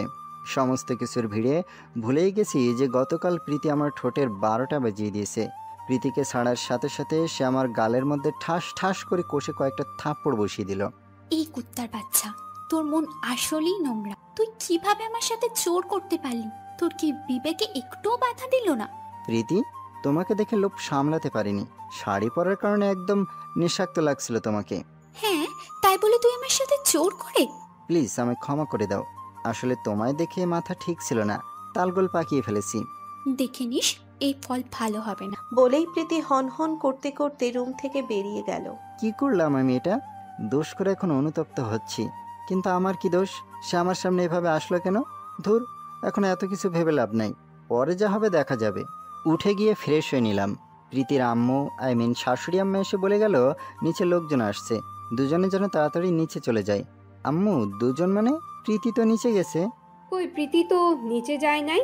আচ্ছা, আমি যাচ্ছি, আমার নিচে কাজ আছে। ও কোথায় আছে ওকে খুঁজে নিয়ে দুজনে নিচে এসো। এটা বলেই শাশুড়ি আম্মা নিচে চলে গেল, কিন্তু মাথায় তো কাজ করতেছে না। প্রীতি নিচে না গিয়ে গেল কই? তাড়াতাড়ি পাঞ্জাবিটা গায়ে লাগিয়ে ছাদে চলে গেলাম। প্রীতি নিচে নাই, তার মানে শিওর যে সে ছাদে থাকবে। ঠিক তাই হলো। ছাদে গিয়ে দেখি প্রীতি অন্য পাশে মুখ ঘুরিয়ে দাঁড়িয়ে আছে। পিছন থেকে গিয়ে ওকে ডাক দিলাম, এই প্রীতি, এখানে কি করছো? কোনো সাড়া শব্দ নাই। এই কি হলো, কথা বলছো না যে? হঠাৎ ফোফানির আওয়াজ কানে আসলো। এই প্রীতি, কি হয়েছে তোমার? বলে আমার দিকে ঘোরাতেই চোখটা কপালে উঠে গেল। মেয়েটা কাঁদতেছে, শুধু কাঁদতেছে না, কাঁদতে কাঁদতে চোখ মুখ লাল করে ফেলেছে। আল্লাহ, তুমি কাঁদতেছো কেন? দেখি, দাঁড়াও, আমি চোখের পানি মুছে দিচ্ছি। এই সর, তুই আমার গায়ে হাত দিবি না। প্লিজ এমন করে না, নিচে লোকজন এসেছে। আম্মু তোমাকে আর আমাকে নিচে যেতে বলেছে। প্লিজ চলো, চোখের পানিগুলো মুছে ফেলো। আমি নিচে যাব না, তুই যা। প্রীতি, আমি যা করেছি তার জন্য তুমি আমায় শাস্তি দিও, সমস্যা নেই, কিন্তু প্লিজ নিচে তো চলো, সবাই অপেক্ষা করে বসে আছে। এই, আমি যাব না বললাম না তোকে? তোর কি কথা কানে যায় না? ওকে, তাহলে আমিও যাব না, এখানেই দাঁড়িয়ে থাকবো তোমার সাথে। এই, তোর সমস্যাটা কি রে? হ্যাঁ, তুই আমার পিছনে কেন পড়ে আছিস? অনেক সমস্যা আমার। তোমার এখন নিচে যেতে হবে আমার সাথে, না হয় তোমাকে জোর করে নিয়ে যাব। তোর সাহস থাকলে আর একবার গায়ে হাত দে তো। দেখবা, দাঁড়াও। বলে ওর হাতটা ধরতে যাব, ঠিক তখনই সে আমাকে সজোর ধাক্কা মারে। আমি টাল সামলাতে না পেরে পিছনের রডের উপর গিয়ে আশ্রয় পড়ি। রডের মাথাটা আকাশের হাতের মধ্যে ঢুকে যায়। ভাগ্যিস পড়ে যাওয়ার আগে হাতটা সামনে এগিয়ে দিয়েছিল, না হয় তার বড় ধরনের ক্ষতি হয়ে যেত। একদম আকাশের পেটের একদিক দিয়ে ঢুকে অপর প্রান্ত দিয়ে বের হয়ে যেত। আকাশ বোকার মতো হা হয়ে তাকিয়ে আছে প্রীতির দিকে। প্রীতি কি করলো এটা? এখন যদি বড় কোনো দুর্ঘটনা ঘটে যেত তাহলে কি হতো সে একবারও কি কল্পনা করেছে? না, মেয়েটার আচরণ দিন দিন অনেকটা পরিবর্তন হয়ে যাচ্ছে। আকাশ মনে মনে বলল, ওয়েট, ঠিক আছে, তুমি যেহেতু আমাকে সহ্য করতে পারো না, তাহলে তোমার ধারে কাছে আর ঘেসবো না। প্রীতিকে কিছু না বলে চুপচাপ ছাদ থেকে নেমে এলো আকাশ। হাত দিয়ে রক্ত পড়ছে, তবে খোদা বাঁচিয়েছে, বড় ধরনের কোনো ক্ষতি হয়নি। হাতটা ওয়াশ করে সাময়িকের জন্য ব্যান্ডেজ মুড়িয়ে দিল। সে চুপচাপ বসে আছে রুমের মধ্যে। শাশুড়ি নিচে যেতে বলেছে, কিন্তু কিভাবে যাবে? প্রীতি তো এখনো নিচে নামেনি। কথাটা ভাবতে না ভাবতেই প্রীতি ছাদ থেকে নিচে নেমে এলো। এই দেখি তোমার হাতে কি হয়েছে, খুব লেগেছে তাই না? চুপচাপ বসে আছে আকাশ। তার ইচ্ছে করছে প্রীতির গালের মধ্যে দুইটা বসিয়ে দিতে। নিজে ধাক্কা মেরে আবার জিজ্ঞেস করা হচ্ছে যে খুব লেগেছে তাই না? এই কথা বলছো না যে? আচ্ছা দেখি হাতটা এদিকে দাও, কি হয়েছে দেখছি। না থাক, আর কোনো দরকার নেই। এই তোমাকে হাতটা দেখাতে বলেছি, মেজাজ খারাপ করবে না একদম। ছাদ থেকে নামার সময় সিঁড়িতে দেখেছি রক্তের ফোঁটা পড়ে আছে। প্রীতির রাগ দেখে আকাশ ভ্যাবাচ্যাকা খেয়ে যায়। মনে মনে বলে, মাইরি, এটা কি মেয়ে রে বাবা? রাগ হওয়ার কথা আমার, উল্টে সে রাগ দেখাচ্ছে। প্রীতি আকাশের হাতটা জোর করেই ওর কাছে নিয়ে গেল। এই খুব লেগেছে তাই না? বিশ্বাস করো, আমার তো ছেদ কোথা থেকে আসে তা আমি নিজেও জানি না। প্লিজ রাগ করো না আমার উপর। অসহায় দৃষ্টিতে তাকিয়ে, এই মেয়ে, এত আদিক্ষাতে দেখাতে হবে না এখন। আর একটু হলেই জমের বাড়ি পৌঁছে নিখে যেতাম। যাও, এখন গিয়ে বেশি কথা না বলে রেডি হয়ে নাও, নিচে যাব। তারপর রেডি হয়ে দুজনেই নিচে চলে গেল। অনেক মানুষ এসেছে তাদেরকে দেখার জন্য, কিন্তু সমস্যা হচ্ছে হাতটা নিয়ে। হাতের এই অবস্থা দেখলে মানুষজন নানান কথা বলবে, তাই হাতটা যতটা পারে সেভ করে রাখছে। আকাশের চরম রাগ উঠছে প্রীতির উপরে, ওর জন্যই সবটা হয়েছে। একটু পর উপরে চলে আসলো আকাশ। প্রীতিও তার পিছনে পিছনে উপরে আসলো। এই কি হলো, উপরে চলে আসলে যে? নাস্তা করবে না? এই মেয়ে, এত প্যাপা করো না তো। মেজাজ এমনিতেই খারাপ হয়ে আছে। তোমার খাওয়া গিয়ে তুমি খেয়ে নাও, আমার চিন্তা তোমার করতে হবে না। এমন করছো কেন? আমি আর কখনো এমন করব না, সরি। এই প্রীতি, প্লিজ যাও তো আমার চোখের সামনে থেকে। আর ক্ষমা টমা চেয়ে নিজেকে ছোট করো না। মেয়েটা আকাশের কথা শুনে মন খারাপ করে নিচে চলে গেল। কিন্তু একটা জিনিস আকাশের মাথায় কাজ করছে না, মেয়েটা ঘুরে ঘুরে মাফ কেন চাইছে? সে আকাশের উপরে দুর্বল হয়ে গেল না তো? কর্মকাণ্ড দেখে তো এমনই মনে হচ্ছে। আকাশ এসব ভাবতে ভাবতে নিজেকেই নিজেই বলল, যদি এমন হয় তাহলে মেয়েটাকে ধরা দেওয়া যাবে না, ওকে আরও দুর্বল করব। ভালো করে প্রেমের জালে ফাঁসাবো আরও আগে ওকে, তারপর ধরা দিব। না হয় আবারও সে পাগলামো করবে। সারাদিন আকাশ রুমেই বসেছিল, রুম থেকে নামেনি একবারও। হাতে ব্যথা পেয়েছে শুনে শাশুড়ি এসে সকালের নাস্তা দিয়ে গেছে। সত্যিটা তিনি জানেন না, পরে গিয়ে ব্যথা পেয়েছি এমনটা বলেছে। সারা দিনে প্রীতি অনেকবার এসেছে তার সাথে কথা বলতে নিজ থেকে, কিন্তু সে পাত্তা দেয়নি। দুপুরে খাবার নিয়ে এসেছে প্রীতি তার জন্য, তাও কোনো কথা বলেনি, চুপচাপ খাবার খেয়ে শুয়েছিল। এই তুমি আমার সাথে এমন করছো কেন? কেমন করেছি? আমার সাথে কথা বলছো না ভালো করে। তোমার সাথে কথা বলে কি হবে? যেই মেয়ে স্বামীর মর্যাদা দিতে জানে না, তার সাথে কিসের কথা? সকালের কর্মকাণ্ডের কথা আমি এখনো ভুলিনি। শোনো, তোমার সাথে কথা বলার কোনো মুড নাই আমার। আজ থেকে তুমি তোমার মতো থাকবে আর আমি আমার মতো থাকবো। এখন বকবক না করে গিয়ে নিজের কাজ করো। ওকে, যাচ্ছি। রাগে গজগজ করতে করতে নিচে চলে এলো প্রীতি। মনে মনে বলল, খচ্চর বেটা, ভাব পেয়েছে তোর খুব। হ্যাঁ, তুই কি মনে করেছিস তোকে ছাড়া আমি থাকতে পারবো না? তোকে আমি ভালোবাসি, এমনটা ভাবলে ভুল করবি। তোর খোঁজ খবর নিয়েছি খালি আমার দ্বারা তোর ক্ষতি হয়েছে বলে, সেই কারণে। না হলে গায়ে পড়ার মতো মেয়ে আমি না। আর বিশেষ করে তোর মতো ছ্যাঁচড়ার সাথে আমি কি আদিক্ষেতা করবো, সেটা কখনোই না। মেয়েটা সারা দিন আর উপরে আসেনি। আকাশের মনে হলো তখন হয়তো মেয়েটাকে একটু বেশি কথা শুনিয়ে ফেলেছে। আবার পরেক্ষণে মনে হলো, না, ঠিক করেছে একদম। আমার সাথে যা করেছে, তাকে যে 2-4টা চড় লাগিয়ে দেয়নি সেটাই ওর ভাগ্য। সারাদিন শুয়ে বসেই সময়টা কেটে গেল। রাতের বেলায় শাশুড়ি এসে খাবার দিয়ে গেল, কিন্তু আকাশ মনে মনে ধারণা করেছিল প্রীতি খাবার নিয়ে আসবে। কিন্তু না, এত ভেবে আর লাভ নেই। ঘুম ঘুম পেয়েছে তার, খেয়ে দিয়ে ঘুমোতে হবে। তাই করলো আকাশ, খেয়ে দিয়ে ঘুমিয়ে পড়ল। অন্যদিকে প্রীতিও খাওয়া দাওয়া শেষ করে রুমে এসে ঘুমানোর চিন্তা ভাবনা করে, কিন্তু ভিতরে ভিতরে একটা টেনশন কাজ করছে। চেষ্টাটার সাথে যেমন ধারা আচরণ করেছি, তারপরে তো সে আর ধারে কাছেও ঘেঁষতে দিচ্ছে না। সারাদিন দেয়নি ভালো কথা, কিন্তু এখন যদি জড়িয়ে ধরে ঘুমাতে না, তাহলে তো আমার ঘুমই হবে না।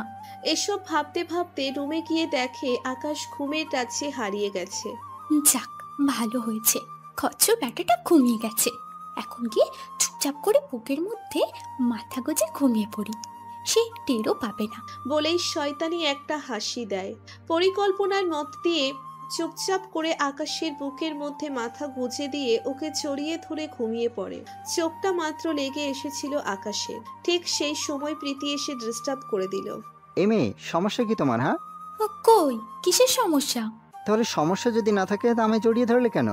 আমার ইচ্ছে হয়েছে তাই আমি জড়িয়ে ধরেছি। মামার বাড়ির আবদার নাকি? হ্যাঁ, যে ইচ্ছে হবে আর এসে আমায় জড়িয়ে ধরে ঘুমিয়ে পড়বে? এই ছোট লোক, তোর এত দিমাগ এসেছে কোথা থেকে শুনি? জড়িয়ে ধরেছি বলে ভাব পেয়েছে? হ্যাঁ শোন, তোর ভাব আমার সামনে এক টুকরো কাগজের মতো, তোকে গোনার করার মতো সময় আমার নাই। তো ভাব কমাই নিবি, আর এখন আমাকে ঘুমাতে দে। আমি তো ছোট লোক, স্যাঁচড়া, তাহলে আমাকে জড়িয়ে ধরে ঘুমোতে আসছেন কেন? আপনাকে আটকে রাখি নাই ঘুম না যাওয়ার জন্য, নিজের মতো করে ঘুমান, আমায় জড়িয়ে ধরে ঘুমাতে হবে না আপনার। বলে প্রীতির থেকে নিজেকে ছাড়িয়ে নিয়ে অপর পাশ ফিরে শুয়ে পড়ল আকাশ। এই, তুই কিন্তু আমার রাগ ওঠাচ্ছিস। সরি, রাগ উঠলে কিছু করার নাই। আমি তোকে জড়িয়ে ধরে ঘুমাবো বলেছি তো, ঘুমাবো। এটা বলেই পিছন সাইড থেকে আকাশকে জড়িয়ে ধরে। আকাশও কম কিসে, হাতটা সরিয়ে দিল তার গা থেকে। তুই জড়িয়ে ধরতে দিবি না, তাই তো? হ্যাঁ, তাই দিব না। প্রীতির কর্মকাণ্ড দেখে ভিতরে ভিতরে হাসতে হাসতে শেষ আকাশ। রাগ তো মাথায় উঠে গেছে প্রীতির। সে আকাশের শার্টটা খামচে ধরে পিছন থেকে টান দিয়ে ছিঁড়ে ফেলে। এই, তুমি কি করলে এটা? আমার শার্ট কেন ছিঁড়ে ফেললে? এটা তো কমই করেছি, ভালোই ভালো বলছি, এখনো সময় আছে, আমাকে জড়িয়ে ঘুমাতে দে, না হয় কিন্তু খুব খারাপ হবে। যা খারাপ হওয়ার হোক, তাও আমি জড়িয়ে ধরতে দেব না। আমাকে ছোট লোক স্যাঁচড়া বলে অপমান করে সে আবার আসছে আমায় জড়িয়ে ধরতে। দেখ, আমার ঘুম পাচ্ছে অনেক, আমি ঘুমাবো, আর তোকে জড়িয়ে ধরেই ঘুমাবো।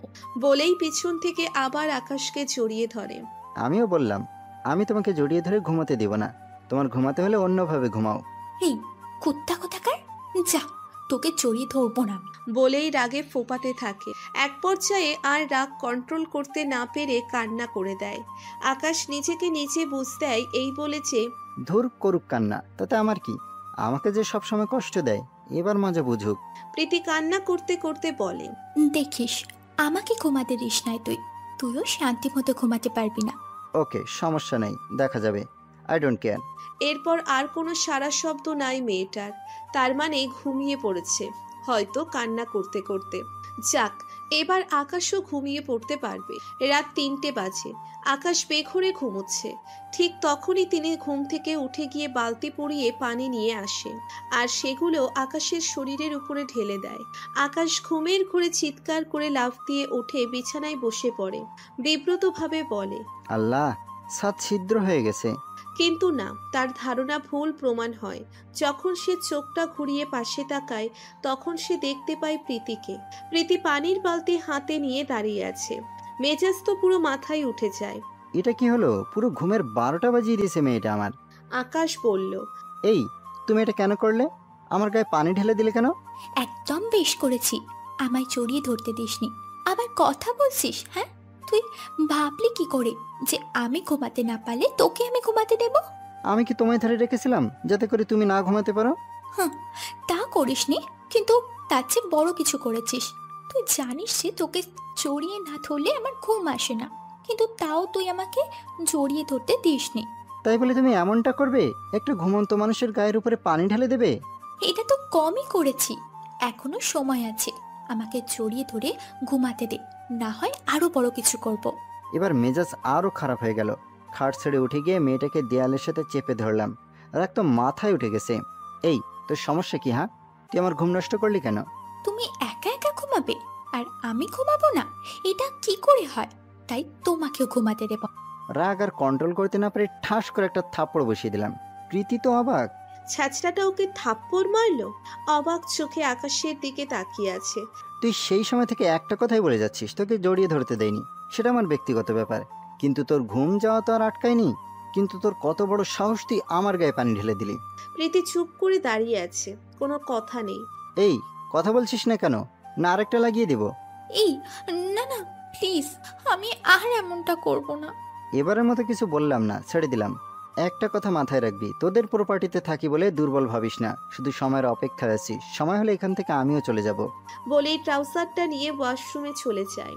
এখনো হয়ে আছে আকাশের কথাবার্তা আর কর্মকাণ্ড দেখে।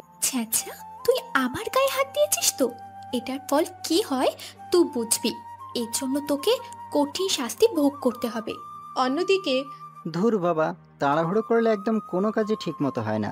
খালি ট্রাউজার নিয়ে ওয়াশরুমে চলে এসেছি, গামছার কথা একদমই ভুলে গেছি। এখন কি হবে? ভেজা শরীরে ট্রাউজার পরলে সেই আবার ভিজেই যাবে অর্ধেকটা। মেয়েটাকে ডেকে গামছাটা দিয়ে যেতে বলবো ভাবছি, কিন্তু না, এটা করা যাবে না, তাহলে আমার দাম কমে যাবে। রাগ তো আমি করেছি। 2 মগ পানি ঢেলে নিলাম গায়ে, পরে ভেজা শরীরে এই ট্রাউজারটা পরে নিলাম। ওয়াশরুম থেকে বের হব, ঠিক তখনই দেখি প্রীতি গামছা হাতে নিয়ে দাঁড়িয়ে আছে। এই নাও গামছা, এটা দিয়ে ভালো করে মুছে নাও। না, আমার লাগবে না বলে হাঁটা ধরলাম, ঠিক তখনই প্রীতি আমাকে পিছন থেকে টেনে ধরলো। এবার কিন্তু বেশি হয়ে যাচ্ছে। আমি দোষ করেছি, তার জন্য আমায় মেরেছো। এবার কিন্তু তুমিও সেটা করছো। ভালো ভালো চুপচাপ দাঁড়াও, আমি গা মুছিয়ে দিচ্ছি। মেয়েটার কথা শুনে অবাক হয়ে গেলাম। মেয়েটাকে মারলাম কই, গাল ফুলিয়ে বসে থাকবে তা না, উল্টো আরও এসে আমার গা মুছে দিচ্ছে। ওর কথা শুনে এখন খারাপ লাগছে। ইস, কেন যে মেয়েটাকে মারলাম, ভালো করে বাচ্চামির স্বভাবটা যায় নাই, আর তার গায়ে হাত তুললাম। আর রাতের বেলা একটু বেশি করে ফেলেছি আমি। মেয়েটা ঘুমোতে চেয়েছে জড়িয়ে ধরে, তাকে জড়িয়ে ধরতে দেয়নি, না হয় সেমনটা করতো না। এই যে তোমার গা মোছা শেষ, এবার তুমি গিয়ে ঘুমাতে পারো। বিছানার চাদর আর বেডশিটটাও অন্য লাগিয়ে দিয়েছি, এখন আর কোনো সমস্যা হবে না। তো তুমি ঘুমাবে না? না, আজ আমি আর ঘুমাবো না, আর কয়েক ঘন্টা পর তো সকাল হয়ে যাবে। এই মেয়ে কি বলো, ঘুমাবে না মানে? এখনো অনেকটা সময় বাকি, এমন বললে কি হয় নাকি? না, আমার সাথে তোমার ঘুমাতে হবে বলে মেয়েটাকে কোলে তুলে নিলাম। কি রে, হঠাৎ কি হলো? ছোট লোকটা এমন ধারা ভালোবাসা দেখাচ্ছে, সেখানে রাতের বেলা গায়ে হাত দিতে দেয়নি, সেখানে কোলে তুলে নিয়েছে। ব্যাপারটা কি? গা মুছিয়ে দিয়েছে সেই জন্য নাকি? মেয়েটাকে বিছানায় নিয়ে গিয়ে শক্ত করে নিজের বাহুডোরে জড়িয়ে ধরলাম, তারপর শুয়ে পড়লাম ওকে নিয়ে। ইস, ভেতরে কি যে ফিলিংস হচ্ছে। একটু আগে মেয়েটা আমার জন্য গামছা হাতে নিয়ে দাঁড়িয়েছিল, একদম বউ বউ লাগছিল। নাক মুখ গুছে দিয়ে ছ্যাঁচড়াটার বুকের মধ্যে শুয়ে আছি, কিন্তু একটা জিনিস মাথায় কাজ করে না আমার। এই ছ্যাঁচড়াটাকে জড়িয়ে ধরলে আমার দুনিয়াদারি অন্য রকম হয়ে যায়। ইচ্ছে করে সারাটা জীবন ওকে জড়িয়ে ধরে থেকেই সময়টা পার করে দিই। কেমন যেন একটা অনুভূতি কাজ করে ওকে জড়িয়ে ধরলে। দুইজনে কখন সে ঘুমিয়ে গেছে বলতে পারবে না। সকালে ঘুম থেকে আকাশ আগে উঠে পড়ে। প্রীতি তখনও ঘুমোচ্ছে, তাই আকাশ আর উঠল না, সেও শুয়ে আছে। মেয়েটার দিকে হা হয়ে তাকিয়ে ওর ঘুমন্ত চেহারাটা দেখছে। একটু পর আকাশের শাশুড়ি আম্মা এসে ডেকে গেল। এই, তোমরা দুজনে তাড়াতাড়ি নিচে নেমে এসো নাস্তা করতে। ডেকে তিনি চলে গেলেন। এই প্রীতি, উঠো তাড়াতাড়ি, আম্মু এসে ডেকে গেছে নিচে যাওয়ার জন্য। নাস্তা দিছে নাকি? আর একটু ঘুমাতে দাও না, আমি একটু ঘুমাবো। এই, এখন আর ঘুম না, নাস্তা করে এসে দরকার হয় আবার ঘুমিও। উঠছি। তারপর দুজনে মিলে ফ্রেশ হয়ে নাস্তা করতে গেলাম নিচে। সবই ঠিক আছে, কিন্তু বিপত্তি বাঁধলো নাস্তা খাওয়া নিয়ে, কারণ যেই হাত দিয়ে খাবো সেই হাতে ব্যান্ডেজ। খাবারগুলো সামনে নিয়ে চুপচাপ বসে আছি, এটা প্রীতির চোখ এড়ালো না। এই, কি হলো, খাচ্ছ না যে? কিভাবে খাবো, হাত তো ভালো না। ও সেট, আমি তো ভুলে গিয়েছিলাম। আচ্ছা দাঁড়াও, আমি খাইয়ে দিচ্ছি। প্রীতির কথা শুনে একদম লজ্জায় লাল হয়ে গেলাম, কারণ শ্বশুর শাশুড়ি পাশেই বসা, দুজনে মুসকে মুসকে হাসছে। কিন্তু লজ্জা পেয়ে কি আর হবে, আমার আদুরি বউটা তো আমাকে খাওয়ানোর জন্য লোকমা ধরে বসে আছে। খাওয়া দাওয়া শেষ করে উপরে চলে এলাম। একটু পর প্রীতিও রুমে আসলো, কিন্তু তাড়াহুড়ো করে। এই, কি হলো, এত তাড়াহুড়ো করছে কেন? আজ নাকি আমার বান্ধবী তিশারায় সবাই আসবে আমাকে আর তোমাকে দেখতে। বিয়ের সময় তো কেউই আসতে পারেনি ঠিকঠাক ভাবে, কারণ যা তাড়াহুড়োতে বিয়ে হয়েছে, তাই আজ আসবে। প্লিজ তুমি একটু পরিপাটি করে থেকো। আচ্ছা, সেটা নিয়ে তোমার টেনশন করতে হবে না। প্রীতি একটা পাঞ্জাবি দিয়ে গেল, সেটা গায়ে লাগিয়ে রুমে বসে আছি। একটু পর প্রীতির বান্ধবীরাও সবাই আসলো। সবাই জানে প্রীতির হাজব্যান্ডের কথা, কিভাবে কি হয়েছে সবটা জানে। এই চল, তোদেরকে আমার ছোট লোক হাজব্যান্ডের সঙ্গে পরিচয় করিয়ে দিই। কিন্তু ওর স্বামীরা তো এখনো আসেনি। আচ্ছা সমস্যা নেই, সে আসলে না হয় ওর সাথে আলাদাভাবে পরিচয় করিয়ে দেব। বান্ধবীদেরকে নিয়ে নিজের রুমে আসলো আকাশের সাথে সবাইকে পরিচয় করিয়ে দিতে। বান্ধবীরা সবাই হাসাহাসি করছে আকাশকে দেখে। একজন তো বলেই ফেলেছে, ছোট লোক দুলা ভাই কেমন আছেন? কথা শুনে মনটা ভরে গেল। ওদের হাবভাব দেখে বুঝতে বাকি রইল না যে তারা আমার মজা উড়াতে এসেছে। জি আলহামদুলিল্লাহ ভালো, আপনি? হ্যাঁ ভালো, কিন্তু প্রীতি, আমার একটা জিনিস মাথায় ঢুকছে না। তুই আমার ছ্যাঁচটাকে বিয়ে করলি কি করে? কপাল খারাপ হলে যা হয় আর কি। এমন ছেঁচড়ার সাথে বিয়ের বাসর করতে আমারও ইচ্ছে ছিল না। কারোর কথায় খারাপ লাগলো না, কারণ আসলে আমি ছাছড়া। কিন্তু প্রীতির কথা শুনে চোখটা লাল হয়ে গেল। মেয়েটা কি সারা জীবন আমাকে এইভাবে অপমান করে যাবে? কখনো কি স্বামীর মর্যাদা দিবে না? লজ্জায় চোখ নিচের দিকে নামিয়ে রেখেছি। এমন সময় কেউ দরজায় টোকা দেয়। হ্যাঁ দোস্ত, আয়। গলার আওয়াজ শুনে আমার কাছে পরিচিত মনে হলো। নজর উঠিয়ে ওনার দিকে তাকালাম। ওনাকে দেখে তো আমার চোখ জোড়া কপালে উঠে গেছে। আল্লাহ, এ তো আমার ছোট বোন সাফার ক্লাসমেট। সামিরা আমাকে অনেক আগ থেকে চেনে। ওকে আমি আমার ছোট বোনের মতোই দেখি। সেটা সমস্যা না, সমস্যা হচ্ছে আস্তে আস্তে আমার অতীতগুলো সামনে আসতে চলেছে। আল্লাহ জানে সামিরা আবার কিছু বলে দেয় কিনা। সে আমার ব্যাপারে সমস্তটা জানে। এই সামিরা, এই হচ্ছে আমার ছ্যাঁচড়া ও ছোট লোক হাজব্যান্ড। প্রীতি, তোর কি মনে হচ্ছে না যে তুই একটু বেশি বেশি করছিস? কিরে, তোর আবার কি হলো? হঠাৎ এমন রিয়েক্ট করছিস? কিছুই হয়নি, তবে দরজায় অনেকটা সময় দাঁড়িয়ে দাঁড়িয়ে শুনলাম তোরা ওনাকে অপমান করছিস। প্রীতি শোন, সময় থাকতে জিনিসের মূল্য দেওয়া শিখে নে, না হয় পরে হায় হতাশ করবি। সামিরা, বুঝলাম না তুই হঠাৎ এই ছোট লোকটাকে নিয়ে এত পজিটিভ কথা বলছিস। তোর সাথে তো আমার ফোনে কথা হয়েছে যে আমি একটা ছ্যাঁচড়া ছোট লোককে বিয়ে করেছি। তখন তো কিছুই বলিসনি, কিন্তু এখন হঠাৎ কি হলো যে উল্টে গেলি? তখন কিছু বলিনি, কারণ একটা মানুষকে না দেখে তো আর বিবেচনা করা যায় না। তাছাড়া তুই এখন ওনার স্ত্রী আর উনি তোর হাজবেন্ড, সো সম্মানটা তোর থেকে আশা করাই যায়। মানা না মানা সেটা তোর ব্যাপার, কিন্তু লিগেলে তুই আর উনি হাজবেন্ড ওয়াইফ। ও বুঝেছি, ছোট লোকটাকে দেখে তোর নিশ্চয় মায়া লেগেছে, তাই তুই কিছু বলতে পারছিস না। এত দরদ লাগলে নিজেই ওর গলায় ঝুলে পড়। প্রীতির কথা শুনে সেসব বাকি বান্ধবীরা সবাই হাসতে শুরু করে। শোন, সময়ের চাকাটা উল্টো ঘুরবে। এখন হয়তো আমার কথাগুলোর মজা উড়াচ্ছিস, তখন চার হাত পা একসাথে গুটিয়ে কান্না করলেও সময়টা আর ফিরে পাবি না। আর কি বললি, ওনাকে তুই ছোট লোক? যার নামে পুরো শহর চলে, যার বাসার কাজের লোকও তোর বাবার চাইতেও কয়েক গুণ বেশি কোটিপতি, তাকে বলছিস ছোট লোক? মানে কি বলছিস? ঠিক বুঝলাম না। আল্লাহ, এখন তো ফেসে যাব। মেয়েটা আমার সমস্ত ইতিহাস ফাঁস করতে চলেছে। না, ওকে আটকানো দরকার। সে মানেটা কি সে বলতে যাবে তার আগেই ওকে আটকে দিলাম। এই যে, আপনি একটু চুপ থাকবেন প্লিজ। আপনি কী সব বলছেন উল্টোপাল্টা? প্লিজ চুপ করুন।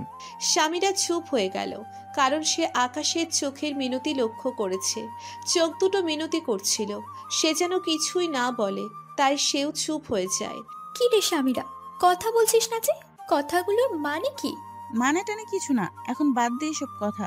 আসছি কই একটু আনন্দ করব তা না, কি সব লাগিয়েছিস? আচ্ছা বল, এখন তোদের কি অবস্থা সবার? হ্যাঁ, ভালোই আছি। টপিকটা বাদ দিলেও প্রীতির মাথার মধ্যে স্বামীরার কথাগুলো বারবার বাড়ি খাচ্ছে। কথাগুলো যেন তার ভিতরে কোনোভাবেই হজম হচ্ছে না।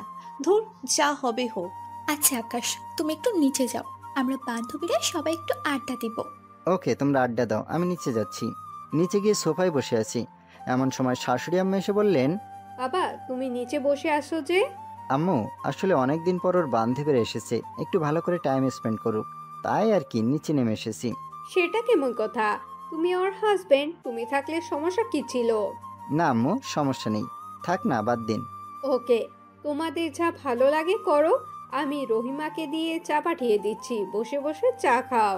তারপর তিনি চলে গেলেন। সোফায় বসে আছি আর একটু আগের কথা ভাবছি। মেয়েরা এক অদ্ভুত জাতি, নিজের প্রেস্টিজের জন্য নিজের জামাইকেও ছোট করতে দ্বিধাবোধ করে না। কিভাবে পারলো সে আমায় তার এতগুলো বান্ধবীর সামনে অপমান করতে? ভালোবাসায় তো কোনো কমতি রাখিনি, তাও কেন সে আমার উপহাস করে সব সময়? এসব নিয়ে ভাবছি, তখনই রহিমা এসে চা দিয়ে যায়। এই তো সাহেব, আপনার চা। চায়ের কাপটা রহিমার কাছ থেকে নিয়ে বললাম, আচ্ছা তুমি যাও। চা খাচ্ছি বসে বসে। এমন সময় শ্বশুরমশাই রুম থেকে বের হয়ে এদিকে এগিয়ে আসে। কি খবর বাবা তোমার? এই তো ভালো, আপনার? হ্যাঁ, কোনো রকম চলছে, তবে প্রেশারটা একটু বেড়ে গেছে। আচ্ছা শোনো, তোমার সাথে আমার কিছু কথা ছিল। জি বলেন। আমি চাচ্ছিলাম আমার সমস্ত বিজনেস তুমি হ্যান্ডেল করবে, আমি সব তোমার নামে লিখে দিব। যতই হোক মেয়ের জামাই তো। আম্মু কি বলছেন এসব উল্টাপাল্টা? আমার কিচ্ছু চাই না, আপনি সমস্ত কিছু প্রীতির নামে করে দেন। আমি জানতাম তুমি এমনটাই বলবে, তাই তো তোমার উপরে আমি আমার মেয়ের দায়িত্ব চাপিয়ে দিয়েছি। আর শোনো, আমি সিরিয়াস, আমার মেয়েটাকে এখনো বড় হয় নাই, আর এতটুকু সে একা সামলাতেও পারবে না। তাই আমি ওর সাথে কথা বলে সমস্ত কিছু তোমার নামে উইল করে দেবো। না আব্বু প্লিজ, আপনি এমনটা করবেন না। আপনি প্রীতির নামে লিখে দিন। এটা যদি উনি জানতে পারে তাহলে আমাকে ভুল বুঝবে। তুমি সেটা আমার উপরে ছেড়ে দাও, সে তোমাকে কিছুই বলবে না। ওকে যা বলার আমি বলবো, আর নিজেকে প্রিপেয়ার করো। এটা বলে শ্বশুরমশাই চলে গেলেন। কি হলো কিছুই মাথায় ঢুকছে না। এদিকে মেয়ের কাছে আমি ছোট লোক, তাই বলে সে পাত্তাও দেয় না। অন্যদিকে মেয়ের বাপ সম্পত্তি জামাইয়ের নামে উইল করার জন্য পাগল হয়ে যাচ্ছে। অনেকটা সময় নিচে সোফায় বসেছিলাম, কিন্তু আর ভালো লাগছে না, তাই রুমের দিকে হাঁটা ধরলাম। রুমের দরজার সামনে যেতেই সামিরার সামনাসামনি পড়লাম। ভাইয়া তুমি এখানে, আর তুমি যে প্রীতির বর সেটা কখনো ভাবতেই পারিনি। আরে কি করব বল, এক রকমের ফেসে গেছি, তাই ওকে বিয়ে করেছি। কিন্তু তুমি কি জানো ওই দিকের অবস্থা কেমন? তোমার বাড়ির লোক এখনো তোমার পথ চেয়ে বসে আছে, কবে তুমি বাড়ি ফিরবে সেই ভরসা নিয়ে এখনো বসে আছে। কিন্তু তুমি সব ছেড়ে দিয়ে এখানে বসে আছো। ওদিকে তোমার বাবা মা চোখের জল বানে ভাসিয়ে দিচ্ছে। বিশেষ করে তাহিয়া রোজ কান্না করে তোমার জন্য, দেখা হলেই তোমার কথা বলে, কান্না করে। প্লিজ তুমি বাড়ি ফিরে যাও। না রে বোন, এখন যাব না, সময় হয়নি এখনো। আমার সময় আসলে আমি বাড়ি ফিরে যাব। আর তাছাড়া বাবার চোখে আমি এখনো আগের মতোই আছি। আমাকে নিয়ে ওনার বিশ্বাসটা পরিবর্তন হোক, তখন বাড়ি ফিরব। আচ্ছা বুঝলাম, কিন্তু কখন? প্লিজ বোন, আর কিছুটা সময় দে। আর তুই কাউকে বলিস না আমার ঠিকানা। তাহিয়াকেও বলবো না? না, ওকে বলিস না, না হয় সে আমার কাছে চলে আসবে। আচ্ছা ঠিক আছে, কিন্তু তুমি অতি শীঘ্রই বাড়ি ফিরবে। আচ্ছা। কথা শেষ করে রুমে গেলাম। সামিরা নিচে চলে গেল। প্রীতি আমাকে দেখে রেগেমেগে আগুন। এই কুত্তা, তুই রুমে কি করছিস? তোকে না বলেছিলাম আমরা কিছু সময় কথাবার্তা বলবো, তুই নিচে থাক, তাও তুই এই রুমে এসেছিস কোন সাহসে? হ্যাঁ, আসলে আমার নিচে মন টিকছিল না, তাই রুমে চলে এসেছি। প্রীতির বান্ধবী একজন প্রীতিকে বলে, প্রীতি, তোর হাজবেন্ড আসলে ছাত্রা, তুই এই ছাত্রাকে ডিভোর্স দিয়ে ভালো একটা ছেলেকে বিয়ে কর। আসলেই তাই করব। এই ছ্যাঁচড়াটার সাথে সংসার করা আমার পক্ষে সম্ভব না। তাই তোর চল অন্য রুমে আড্ডা দিব। ছ্যাঁচড়াটা আমাদের শান্তি মতো কথাও বলতে দেবে না। সবাই অন্য রুমে চলে গেল। চোখ দিয়ে ঝরঝর করে পানি ঝরছে। একটু আগে প্রীতি কি বলে গেল, সে আমায় ডিভোর্স দেবে। সারাদিন রুমের মধ্যেই ছিলাম, রুম থেকে বের হয়নি। রহিমা এসে বিকালবেলা নাস্তা দিয়ে গেল। শুধু রাতের বেলায় খাবার খাওয়ার জন্য নিচে নেমেছিলাম। প্রীতির বান্ধবীরা আজ এখানেই থাকবে। সারাদিন প্রীতির সাথে আমার আর কোনো কথাই হয়নি। রাতের বেলায় শুয়ে আছি। প্রীতি এখনো রুমে আসে নাই। মেয়েটার জন্য ওয়েট করছিলাম। একটু পর সে রুমে আসলো। কিরে ছোট লোক, তুই এখনো ঘুমাসনি? কোনো কথা নাই, চুপচাপ শুয়ে আছি। কিরে কথা বলছিস না যে? ভাব বেড়েছে তো না? তাও কোনো উত্তর দেয়নি। মেয়েটার কোনো কথা বলল না, চুপচাপ আমায় জড়িয়ে ধরে বুকের মধ্যে মুখ গুজে দিয়ে শুয়ে পড়ল। আজ কোনো টু শব্দও করিনি। করুক যেমন ইচ্ছা আমার সাথে ব্যবহার করুক, আমি তো খেলনার পুতুল, ব্যবহার করে ছুঁড়ে ফেলে দেবে। একটু পর খেয়াল করলাম মেয়েটার কোনো সাড়া শব্দ নাই, হয়তো ঘুমিয়ে গেছে। মেয়েটার চেহারার দিকে নজর পড়তেই চোখটা আবার ভেজে গেল, কারণ ওকে খুব ভালোবাসি আমি। সে আমায় ছেড়ে দিলে হয়তো জীবনটাই শেষ হয়ে যাবে। চোখ দিয়ে অনবরত পানি ঝরছে। হঠাৎ প্রীতি নড়ে উঠল। কিরে তুই এখনো ঘুমাসনি? তাড়াতাড়ি করে চোখটা মুছে নিলাম, তবে প্রীতি হয়তো আমার চোখের পানি দেখে ফেলেছে। আসলে ঘুম আসছিল না আমার। ঘুম আসছে না ভালো কথা, কিন্তু কান্না করছিস কেন? কই কান্না করছি? শোন, মিথ্যে বলে লাভ নেই, আমি দেখে ফেলেছি। আর কান্না করেও কোনো ফায়দা হবে না। তোকে আমি ডিভোর্স দিয়ে দেব। তোর মতো ছোট লোকের সাথে আমার যায় না। আজ বান্ধবীদের সাথে বড় গলায় কথা বলতেও পারছি না, শুধু তোর জন্য। কারণ ওদের হাজবেন্ড এক একজন অনেক বড় কোটিপতি বা ভালো ভালো পজিশনে আছে, কিন্তু তোর তো কিছুই নেই। ছ্যাঁচড়া তুই। ওদের সামনে আমি ছোট হয়ে গেছি, আর ছোট হতে চাই না। তোকে ডিভোর্স দিয়ে অন্য একটা ছেলেকে বিয়ে করে নেব। ওদের চোখে আমি বড় হতে চাই। প্লিজ প্রীতি, তুমি আমায় ডিভোর্স দিও না। তোমায় খুব ভালোবেসে ফেলেছি আমি। তোমায় ছাড়া বেঁচে থাকার কোনো উৎস খুঁজে পাচ্ছি না আমি। এই ছোট লোক, ভালোবাসিস মানেটা কি? হ্যাঁ, তুই ভালোবাসি বললেই কি হবে নাকি? তোর মতো কুকুরের বাচ্চাকে আমি কখনোই ভালোবাসবো না। তুই আমার যোগ্যই না। নিজেকে কখনো আয়নায় দেখেছিস? কিরকম লাগে দেখতে তোকে? হাহ, চলে এসেছে ভালোবাসতে। মুখ অন্যদিকে ঘুরিয়ে নিলাম। চোখের পানি যেন প্রবাহমান নহরের মতো বইতে চলেছে। চোখের পানিগুলো আড়াল করে মুছে নিয়ে, আচ্ছা ডিভোর্স দিয়ে দিও, সমস্যা নেই, কিন্তু এখন ঘুমিয়ে পড়ো। হ্যাঁ, ঘুমাচ্ছি, তুইও ঘুমিয়ে পড়। কোনো কথা বললাম না আর। প্রীতি ঘুমিয়ে গেছে, কিন্তু সারা রাত আমি আর ঘুমোতে পারিনি। খালি একটা কথাই বারবার মাথায় ঘুরছিল, টাকা পয়সার পজিশন। এই কয়েকটা জিনিস এই সব জায়গায় ম্যাটার করে। কেউ আসল মন দেখে না। একদম রাতের শেষ ভাগে চোখটা লেগে এসেছে। সকালবেলা ঘুম থেকে উঠে দেখি 10টা বাজে। প্রীতিও বিছানায় নাই, তার মানে আজ সে আমার আগেই ঘুম থেকে উঠে পড়েছে। বিছানা ছেড়ে উঠে গেলাম। এক সেট কাপড় হাতে নিয়ে ওয়াশরুমের দিকে যাব ফ্রেশ হতে। ঠিক তখনই প্রীতি নিচতলা থেকে উঠে রুমে আসে। প্রীতির চোখ মুখ লাল হয়েছে, বুঝাই যাচ্ছে মেয়েটা কান্না করেছে। চোখের কোণে পানিও জমে আছে। এই প্রীতি, কি হয়েছে তোমার? কান্না করছো কেন? এই ছোট লোকের বাচ্চা, তোর জন্য সবটা হয়েছে বলে ঠাস করে আমার গালের মধ্যে কষে থাপ্পড় বসিয়ে দেয়। গালে হাত দিয়ে অবাক দৃষ্টিতে প্রীতির দিকে চেয়ে আছি। কি করলাম আমি? হুট করে এমন বিহেভ কেন করছে সে? আচ্ছা আমি কি করেছি? এই ছোট লোক, কি করেছিস তুই জানিস না?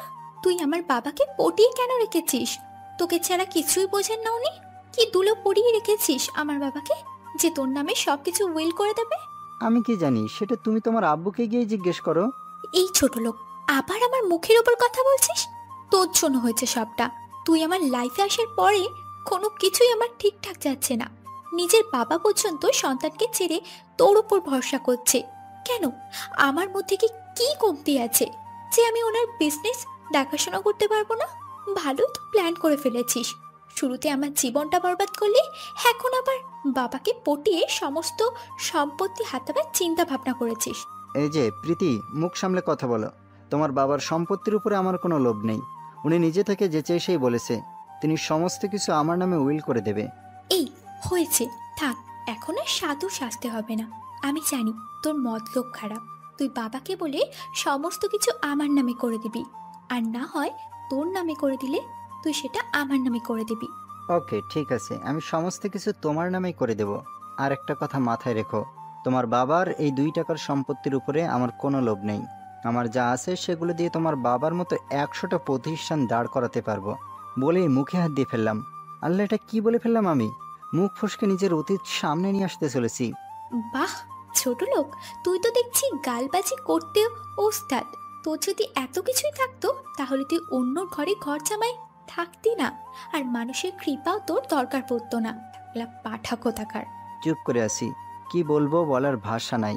আচ্ছা আমি সমস্ত কিছু তোমার নামে উইল করার ব্যবস্থা করছি, এবার প্লিজ আমাকে মুক্তি দাও, আমি গোসল করব। হ্যাঁ তাই করবি তুই। এবার যা, খার মরা খার পিকার। ওয়াশরুমে ঢুকে গেলাম ফ্রেশ হতে। পানির কলটা ছেড়ে দিয়ে মগ কেটে কেটে মাথায় পানি ঢালছি আর ভাবছি, আল্লাহ, এটাই কি সেই বাচ্চা প্রীতি যাকে হসপিটালে এক দেখায় ভালোবেসে ফেলেছিলাম? ওর ব্যাপারে এতটা খারাপ, সেটা ভাবতে আমার অবাক লাগছে। ওর কাছে কি আমার ভালোবাসার কোনো মূল্য নাই? না, এখন মনে হচ্ছে প্রীতির থেকে নিজেকে সরিয়ে নেওয়াটাই বেটার। কিন্তু ওকে ছাড়া থাকবো কি করে? না, সে যদি আমায় ছেড়ে দেয় তাহলে আমি ওকে আর আটকাবো না। ফ্রেশ হয়ে নিচে গেলাম নাস্তা খাওয়ার জন্য। শাশুড়ি আম্মা নাস্তা পরিবেশন করছে। প্রীতির বান্ধবীরা চলে গেছে সকাল সকাল নাস্তা করে।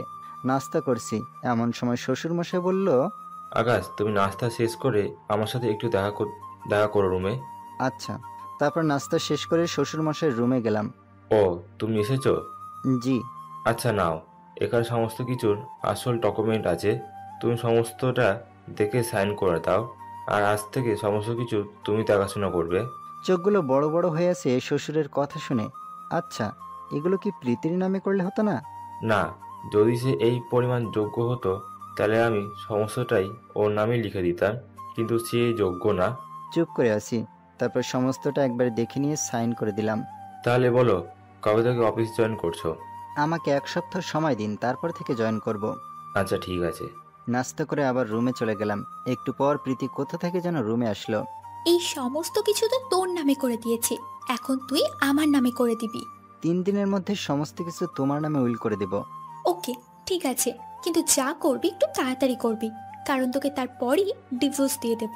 কতটা স্বার্থপর হলে এমনভাবে কথা বলতে পারে। থাক, ওর বাবার সম্পত্তির উপরে আমার কোনো লোভ নেই। এভাবে দিন চলতে থাকলো। সারাদিন রুমের মধ্যেই থাকি, প্রীতির সাথে প্রয়োজন ছাড়া কোনো কথা বলি না। তবে একটা জিনিস ঠিক আছে, আমরা কেউ কারোর সাথে কথা না বললেও সে রাতে ঘুমানোর সময় সে আমায় ঠিকই জড়িয়ে ধরবে। আমারও কেন জানি অভ্যাস হয়ে গেছে, মেয়েটা আমায় জড়িয়ে না ধরলে ঘুমই আসতে চায় না। অন্যদিকে আবার উকিলের সাথে কথা বলে রেখেছি। এভাবে 2 দিন চলে গেল। 3 দিনের মাথায় উকিল ফোন দিয়ে বলল, ভাই সব রেডি। উকিল থেকে স্ট্যাম্প আনলাম এবং সম্পত্তি প্রীতির নামে উইল করে দিব। তাই আবার নতুন করে কাগজ রেডি করলাম। তারপর প্রীতিকে ডেকে সবটা ওর নামে লিখে দিয়েছি। এবার খুশি তো? হ্যাঁ, তবে কিছুটা অসন্তুষ্ট, কারণ আমি একজন উকিলের সাথে কথা বলেছি এই ডিভোর্সের ব্যাপারে। সে নাকি 1 সপ্তাহ পর আসবে, কোথায় জানি কাজে গিয়েছে। ভেবেছিলাম সম্পত্তিগুলো নিজের নামে করেই তোকে ডিভোর্স দিয়ে দেবো, কিন্তু আবার আরো 1 সপ্তাহ কষ্ট করতে হবে। ও আচ্ছা, সমস্যা নেই, মাত্র একটা সপ্তাহই তো, দেখতে দেখতে চলে যাবে। আচ্ছা থাকো, আমি একটু ছাদে যাব। বলেই ছাদে চলে আসলাম। প্রীতি কতটা নির্দয়বান সেটা ভাবতে কষ্ট লাগছে। চোখ দিয়ে ঝরঝর করে পানি ঝরে পড়ছে। আর অল্প সময় থাকলে হয়তো কেঁদে ফেলতাম ওর সামনে। তাই তাড়াহুড়ো করে ছাদে চলে এসেছি। দেখতে দেখতে 1 সপ্তাহ কেটে গেল। প্রীতি উকিল থেকে ডিভোর্স পেপার নিয়ে এসে আমার মুখের ওপর ছুঁড়ে মারে। এই নে ধর, আমি সাইন করে দিয়েছি, তুই এটাতে সাইন করে দিলেই আমাদের ডিভোর্স হয়ে যাবে। আচ্ছা, আমি সাইন করে দিব। আর শোন, তোকে যেন ওই বাড়িতে আর না দেখি। বাবাকে যা বলার আমি বলে দেব। তুই যাওয়ার আগে ওদের কারোর সাথেই দেখা করবি না। আচ্ছা। অনেক ছ্যাঁচড়ামি করেছিস, ফকির কোথাকার। নিজের তো করার কোনো ক্ষমতা নেই, মানুষের ঘাড়ের উপরে উঠে বসে আছিস। পারলে নিজে থেকে কিছু করে দেখা। কিছুই বললাম না, শুধু শুনে গেলাম। বলে যাও, কারণ এখন তোমার সময়। ডিভোর্স পেপারটা হাতে নিয়ে ঘর ছেড়ে চলে আসলাম। চোখের পানি দিয়ে পুরো শার্ট ভিজে গেছে। আসার সময় বাসার কাউকেই কিছু বলিনি। চলে গেলাম আবার নিজের দুনিয়ায়। অন্যদিকে প্রীতির আব্বু প্রীতিকে জিজ্ঞেস করে, কি রে মা, আকাশ কোথায়? আব্বু, চিটারটা পালিয়ে গেছে। পালিয়ে গেছে মানে? কি বলছিস উল্টা পাল্টা? হ্যাঁ বাবা, ঠিকই বলেছি। সে তোমার কাছে ভালো সেজে তোমার সমস্ত সম্পত্তি হাতিয়ে নিয়ে চলে গিয়েছিল, কিন্তু আমার জন্য তো পারেনি। রোজ রাতে আমায় মারতো সে তোমার সম্পত্তির জন্য। বলতো তোর বাবার সব সম্পত্তি নিয়ে তোকে ছেড়ে দেব। মা, তুই এসব বলিসনি কেন আমাদের? ছি, ওর ভিতরে এতটা হারামিপানা ছিল, আমার ভাবতেও ঘৃণা হচ্ছে। কিভাবে বলবো বাবা, তুমি যে কসম দিয়ে ওর সাথে আমার বিয়ে দিয়েছো, তার উপরে সে আমায় বলেছে তোমাদের যাতে কিছু না বলি, সে তোমাদের মেরে ফেলবে। বাবা, তাই ভয়ে বলিনি। আর আমি চাই না তোমরা এটা জানো যে তোমাদের মেয়ে সুখে নেই, এতে তোমাদেরও তো কষ্ট হবে। মানে তুই আমাকে আগে বলতি একটু করে জাস্ট, তাহলে ওর 12টা বাজিয়ে দিতাম আমি। আর তাহলে এখন কি সে আমাদের সমস্ত সম্পত্তি হাতিয়ে নিতে চলে গেছে? না বাবা, তা পারিনি। আমি কৌশলে ওর থেকে সমস্ত সম্পত্তি আমার নামে করে ফেলেছি, সে বুঝতেও পারেনি। সাব্বাস, এই না হলেই আমার মেয়ে। আব্বু, দেখতে হবে না কার মেয়ে? হ্যাঁ তাই তো, আমার গর্ব তুই। দিন গড়িয়ে রাত হলো। প্রীতি এখন খুশিতে আত্মহারা, কিন্তু বিপত্তি বাঁধলো রাতে। সে এখন ঘুমাবে কি করে? কাকে জড়িয়ে ধরে ঘুমোবে? ছোট লোকটাকে তো বাসা থেকে তাড়িয়ে দিয়েছে। মনটা খারাপ হয়ে গেল একদম। কি করবে ভেবে পাচ্ছে না সে। রাতের বেলায় 1 সেকেন্ডের জন্যেও তার ঘুম আসেনি। সারা রাত ছোট লোকটার কথা মনে পড়েছে ওর। ইচ্ছে করছে সে যেখানে আছে সেখানে গিয়ে ওকে জড়িয়ে ধরে ঘুমোতে। ওর বুক ছাড়া যে ওর ঘুম আসে না। খুব ইচ্ছে করছে আকাশকে জড়িয়ে ধরে ঘুমোতে, কিন্তু আফসোস, সে চলে গেছে। কেমন যেন একটা চাপা কষ্ট অনুভব হচ্ছে, কিন্তু কেন হচ্ছে সেটা সে নিজেও জানে না। ইচ্ছে করছে ওকে আবার ঘরে ফিরিয়ে নিয়ে আসতে, কিন্তু না, তার সম্ভব না, কারণ ওকে তো তাড়িয়ে দিয়েছে। চোখ দিয়ে পানি পড়ছে ছোট লোকটার জন্য। সে নিজেও ভেবে পাচ্ছে না, যাকে সে 2 চোখে দেখতে পারে না তার জন্য চোখ থেকে পানি কেন ঝরছে।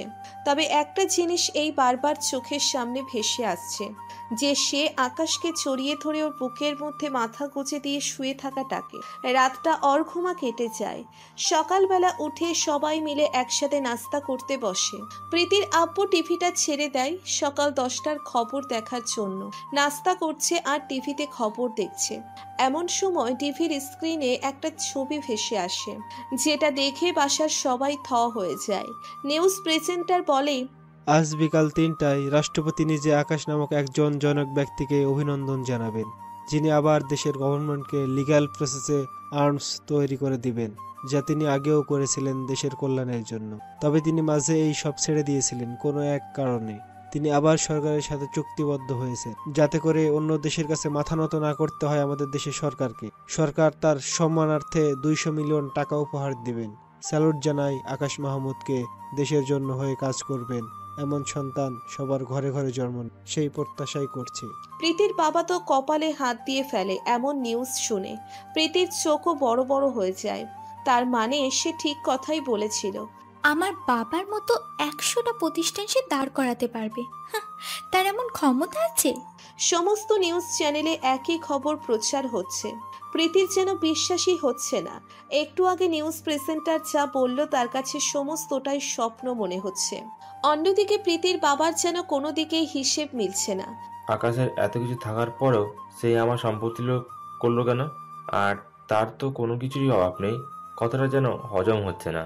যার কাছে কোটি কোটি টাকা সম্পদ, সে আমার অল্প টাকা সম্পত্তি লোভ করবে? জিনিসটা কেমন যেন বেমানান। তবে কি তাহলে প্রীতি আমার মিথ্যা বলল? না, সে এমনটা করবে কেন? সে আমার মেয়ে, ও কখনোই এমনটা করবে না। তবে আকাশের বিষয়টাও নজরআন্দাজ করতে পারছি না। না, এর পিছনে আসল কাহিনী কি সেটা আমায় খুঁজে বের করতে হবে। প্রীতি নিজেকে 4 দেওয়ালের মাঝে বন্দি করে রেখেছে। তার যেন কিছুই ভালো লাগছে না।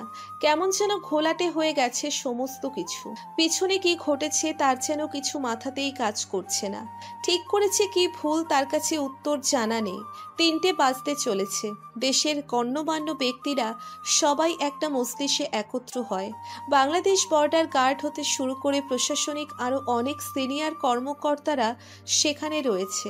বিশেষ করে রয়েছেন রাষ্ট্রপতি। তিনি আকাশকে অভিনন্দন জানানোর জন্য একগুচ্ছ ফুলের তোড়া নিয়ে সকলের সামনে আকাশের হাতে তুলে দেন। রাষ্ট্রপতি স্পিকার হাতে নিয়ে 2-1টা কথা বলে সকলের সামনে, পরে আকাশের হাতে স্পিকার তুলে দেন। আসলে কি বলবো নিজেরও জানা নেই, তবে এটুকুই বলবো দেশের জন্য আবার কাজ করতে পেরে নিজেকে গর্বিত মনে হচ্ছে। আগেও দেশের জন্য কাজ করেছি, তবে কোনো এক কারণে এইসব থেকে নিজেকে দূরে সরিয়ে নিয়ে গিয়েছিলাম। কিন্তু পরে অনুভব করলাম, না, উপরওয়ালা যেহেতু মেধা দিয়েছে, তাহলে সেটাকে কোনো কাজে না খাটিয়ে নষ্ট কেন করব? তাই আবার নেমে পড়লাম দেশের কল্যাণে। সবাই আমার জন্য দোয়া করবেন। বলেই স্টেজ থেকে নামতে যাবে, ঠিক তখনই 2টা পরিচিত মুখ সামনে পড়ে। নিজের চোখকে বিশ্বাস করতে পারছি না। মানুষগুলো যে আমার চোখের সামনে। মাথাটা নিচু করে দাঁড়িয়ে আছি। কেউ একজন মায়াভরা কণ্ঠে, বাবার সাথে কথা বলবি না? চুপচাপ দাঁড়িয়ে আছি।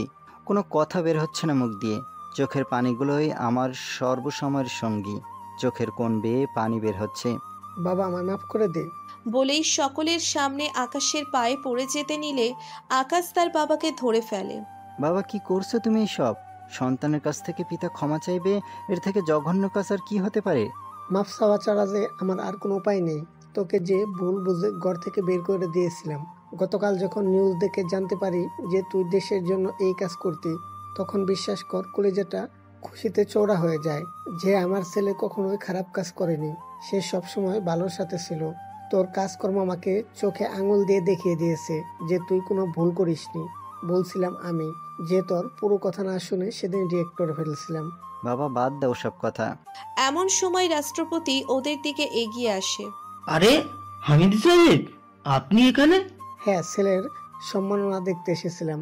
আমার ছেলে দেশের হয়ে কাজ করছে তা কখনো জানতেই পারিনি। গতকাল টিভিতে দেখে বুকটা গর্বে ভরে গেল। তার মানে আকাশ আপনার ছেলে? হ্যাঁ, আকাশ আমার ছেলে। হামিদ সাহেব, আপনি আসলেই একজন মহান মানুষ। আপনি যেমন প্রতিষ্ঠিত হয়েছেন, ছেলেকেও তেমন প্রতিষ্ঠিত করেছেন। ধন্যবাদ সাহেব। আচ্ছা, তাহলে চললাম। আকাশ, তুমি কাজে লেগে যাও, আবার আজকের মতো বিদায় নিচ্ছে। তারপর রাষ্ট্রপতি চলে যায়। আকাশের বাবার সাথে তার ছোট বোনও এসেছে। সেও অঝরে কান্না করছে। এই পুচকি, কান্না করেছিস কেন? দেখি এদিকে আয়। বলেই সাফাকে জড়িয়ে ধরে। সাফা আকাশের ছোট বোন। বাবা, এবার ঘরে ফিরে চল। তোর মা তোর জন্য অপেক্ষা করছে। আমি ঘর থেকে বের হওয়ার সময় বলে দিয়েছি, আজ যদি তোকে নিয়ে বাড়ি না ফিরি তাহলে সে কোনো দানা পানি মুখে দেবে না। আচ্ছা চলো। তারপর বাপ ছেলে সবাই মিলে বাসার উদ্দেশ্যে রওনা দেয়। কিন্তু বিপত্তি বাধে বাসার সামনে গিয়ে। বাসার সামনে মানুষজন দিয়ে পুরো পুড়ে গেছে। কিভাবে জানি খবর পেয়েছে যে আকাশ আজকে বাড়িতে আসবে। তখন থেকেই লোকজন আকাশের বাড়ির সামনে ভিড় লাগিয়েছে। পুরো এলাকার মানুষ ভেঙে এসেছে আকাশকে দেখার জন্য। এত মানুষ যে স্বস্তিতে নিঃশ্বাস পর্যন্ত নেওয়া যাচ্ছে না। বহু কষ্টে মানুষজন ঠেলে বাড়িতে প্রবেশ করে। আকাশের আম্মু তো আকাশকে জড়িয়ে ধরে সে কি কান্না। বহুদিন পর কলিজার টুকরো ছেলেকে সামনে পেয়েছে। সমস্ত কিছুর ভিড়ে আকাশ প্রীতির কথা ভুলেই গিয়েছে। আর মনেই বা রাখবে কেন? নিঃস্বার্থভাবে ভালোবেসেছে, কিন্তু তার বিনিময়ে কি পেয়েছে? অপমান আর লাঞ্ছনা। তবে এখনো সে ভালোবাসে প্রীতিকে। প্রীতি এখনো নিজেকে চার দেওয়ালের মাঝে বন্দি করে রেখেছে। কারোর সাথেই কথা বলছে না, ঠিকমতো খাবারও খাচ্ছে না। তার শুধু একটা জিনিস ভেবেই মাথা ফেটে যাচ্ছে, যে সে কি আকাশের সাথে যা করেছে তাকে ঠিক না ভুল। প্রীতির আব্বু আম্মু অনেক ডাকাডাকি করে, কিন্তু প্রীতি দরজা খোলে না। সে দরজা বন্ধ করে বসে আছে ভিতর থেকে। তিনারা না পারাতে স্বামীরাকে ডেকে আনে। স্বামীরা দরজা খুলতে বললে হয়তো খুলবে, কারণ প্রীতির সবচাইতে কাছের বন্ধু হচ্ছে স্বামীরা। এই প্রীতি, দরজা খোল, আমি স্বামীরা। তাও সে দরজা খোলে না, চুপচাপ বসে আছে। প্রীতি প্লিজ দরজা খোল, তোর সাথে আমার কথা আছে, প্লিজ দরজা খুলে দে। প্রীতি দরজাটা খুলে দেয়। প্রীতির বাবা মা রুমে প্রবেশ করতে চাইলে সে না করে দেয়। বাবা, তোমরা কেউ আমার রুমে আসবে না। স্বামীরা, তুই ভিতরে ঢোক। স্বামীরাকে ভিতরে ঢুকিয়ে আবার দরজা আটকে দেয়। আচ্ছা, তোর কি কিছু হয়েছে প্রীতি? জানি না রে আমার কি হয়েছে। তুই নাকি আজ সারাদিন নিজেকে ঘরবন্দি করে রেখেছিস, খাওয়া দাওয়া ঠিক মতো করছিস না। কি হয়েছে আমায় বল। আসলে একটা প্রশ্নের উত্তর আমি কোনোভাবেই মেলাতে পারছি না। কি প্রশ্ন? আমি কি আকাশের সাথে ঠিক করেছি নাকি ভুল? ওর সাথে খারাপ ব্যবহার কি করা আমার আদৌ উচিত ছিল নাকি ছিল না? এসব প্রশ্ন আমার ভিতরটাকে শেষ করে দিচ্ছে। তবে একটা জিনিস, ওর জন্য আমার জীবন থেকে সব কিছুর মাইনে হারিয়ে ফেলেছিলাম। যখন থেকে এসেছে আমার লাইফে, তখন থেকে আমার দাম কমে গেছে মানুষের কাছে। প্রীতি, তোকে একটা কথা বলি, তুই কি আসলেই জানিস আকাশকে? না, জানি না সে কে। তবে গতকাল নিউজে শুনেছি সে নাকি দেশের গভর্নমেন্টকে আর্মস বানিয়ে নেবে, যা সে আগেও করতো। শোন, এটা তো শুধু ওর সামান্য পরিচয় শুনেছিস, তাও পুরোপুরি শুনিসনি। এই শহরে তার নামে কতগুলো বাড়ি আছে সে নিজেও জানে না। দেখেছিলাম সেদিন তুই আর বাকি সবাই মিলে কেমন অপমান করলি ছোট লোক আর ছেঁচড়া বলে। কিন্তু তুই কি এটা জানিস যে সে তোর বাবার পুরো কোম্পানিতে কয়েক হাজার বার ক্রয় করতে পারবে? প্রীতির চোখ জোড়া বড় বড় হয়ে যায় স্বামীরার কথা শুনে। এক্ষুনি অবাক হয়ে যাচ্ছিস? এখনো তো আরো অনেক কিছু শোনার বাকি আছে। সে তোকে ভালোবাসতো বিধায় কখনো এসব নিয়ে তোকে কথা শোনায়নি। তার কাছে সমস্ত কিছুর আগে তুই ছিলি। তোর ভালোবাসা ছিল, যেটা সেদিন আমি তার সাথে কথা বলে বুঝতে পেরেছি। তার সম্পর্কে যতই বলি শেষ হবে না। তবে শুধু এতটুকুই বলবো, তোর বাবা অল্প কয়েক টাকার মালিক, তাই তোর এত অহংকার। তাহলে তার কতটা অহংকার করা উচিত, যার বাবা কিনা বাংলাদেশের ব্যাংকের জিএম। শুন, টাকা দিয়ে সবকিছু বিবেচনা করা যায় না। প্রীতির তো হুশই উড়ে গেছে স্বামীরার কথা শুনে। কি বলছে এইসব? তার মানে আকাশ হামিদ সাহেবের ছেলে? প্রীতির কলিজা ফেটে যাচ্ছে স্বামীরার কথা শুনে। এখন সে হাড়ে হাড়ে টের পাচ্ছে যে আকাশ কি ছিল। হীরাকে কাচের টুকরো মনে করে অপমান করেছি আমি, কিন্তু সে কখনোই টাকা পয়সার পড়াই দেখায়নি। আর আমি কি করলাম ওর সাথে? ছি, স্বামীরা তুই এগুলো জানলি কি করে?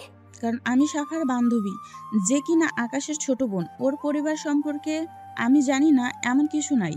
তাহলে তুই আমাকে বলিসনি কেন? বলে কি হবে, ভালোই যদি বাসারই হতো তাহলে এমন ধারা আচরণ করতি না। তাছাড়া ভাইয়া আমাকে বারণ করছে।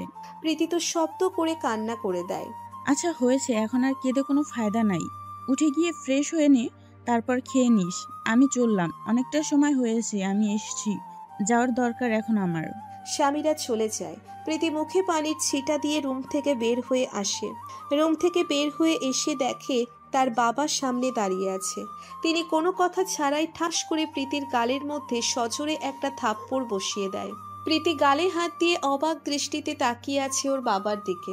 ছি, আমার ভাবতেও ঘৃণা হচ্ছে যে তুই আমার মেয়ে।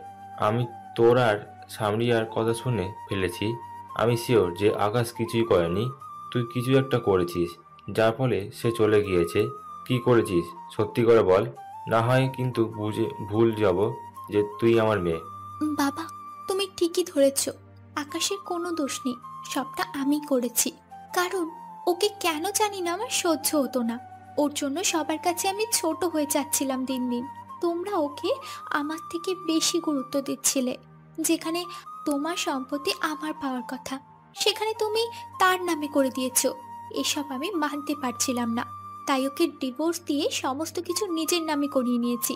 আর তোমাদের মিথ্যে বলেছি যে সমস্ত সম্পত্তি হাতিয়ে নিতে চায়। প্রীতি, তুই কতটা নিকৃষ্ট হলে এমন ধারণা কাজ করতে পারিস?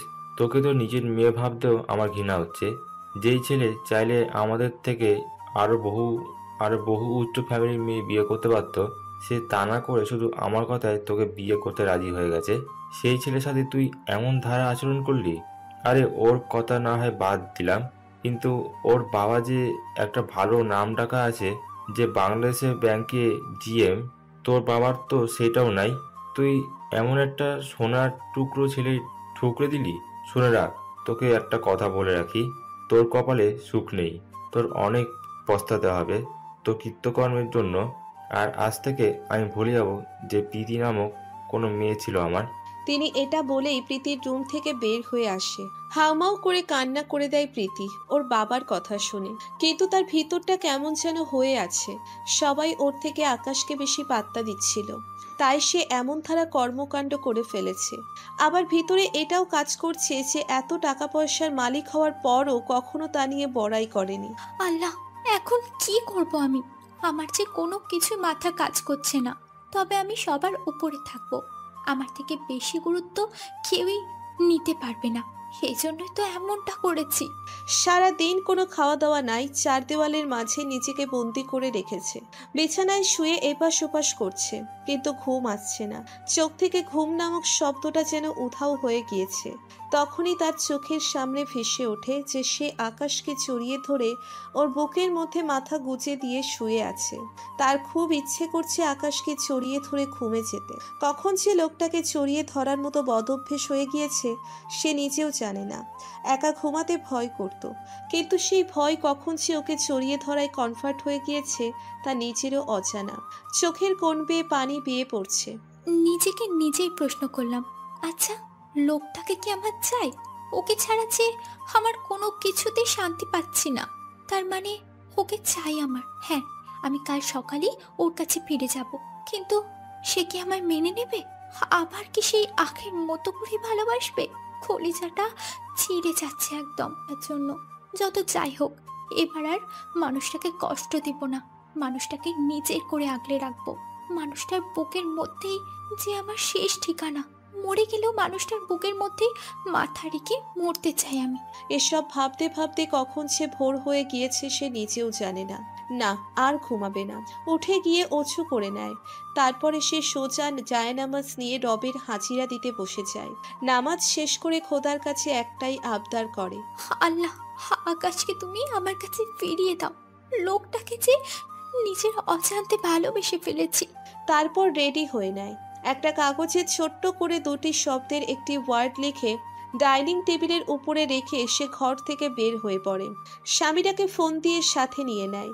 সকালবেলায় প্রীতির আম্মু নাস্তা বানিয়ে ডাইনিং টেবিলের উপরে সাজিয়ে রাখবে। এমন সময় একটা সাদা কাগজ চোখে পড়ে। তখন তিনি সেটা হাতে নিয়ে খুলে দেখে। মা, আমি আকাশের কাছে চলে যাচ্ছি। জানি না সে আমায় মেনে নেবে কিনা।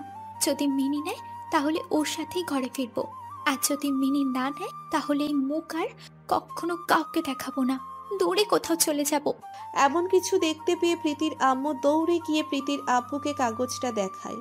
প্রীতির আম্মু কি বলবে ভেবে পাচ্ছে না। মেয়ে যা করেছে তারপর ভালো খারাপ আর কিছুই মাথায় আসছে না। এই প্রীতির বাবা, কি হয়েছে? আকাশ তো আমাদের সম্পত্তি হাতিয়ে নেওয়ার চেষ্টা করেছিল, কিন্তু প্রীতির জন্য পারেনি। তাহলে এমন খারাপ ছেলের জন্য প্রীতি এমন ধারা উদ্যোগ নিল কি করে? সমস্ত কিছুর পিছনে যে প্রীতির হাত সেটা ওর আম্মু জানে না।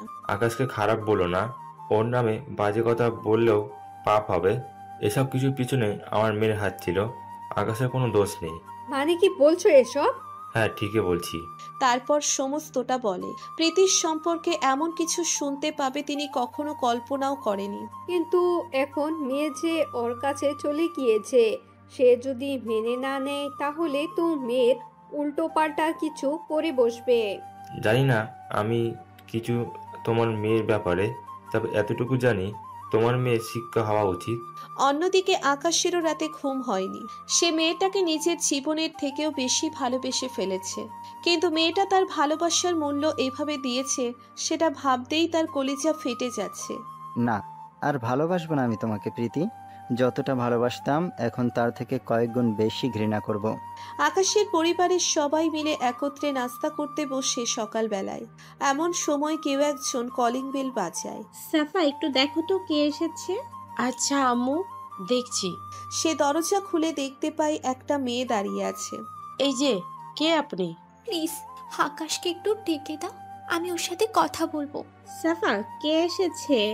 আম্মু, চিনি না আমি। একটা মেয়ে এসেছে, বলছে ভাইয়াকে ডেকে দিতে।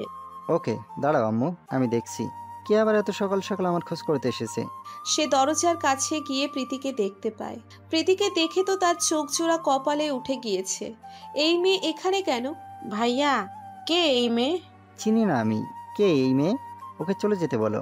বলেই হেঁটে চলে আসতে যাবে, ঠিক তখনই প্রীতি পিছন থেকে আকাশের পা দুটো চাপটে ধরে। প্লিজ আকাশ, তুমি আমায় মাফ করে দাও। এই মেয়ে, পা ছাড়ো। না, আমি পা ছাড়বো না। তুমি আগে বলো আমায় মাফ করে দিয়েছো। এই মেয়ে, পা ছাড়তে বলেছি না?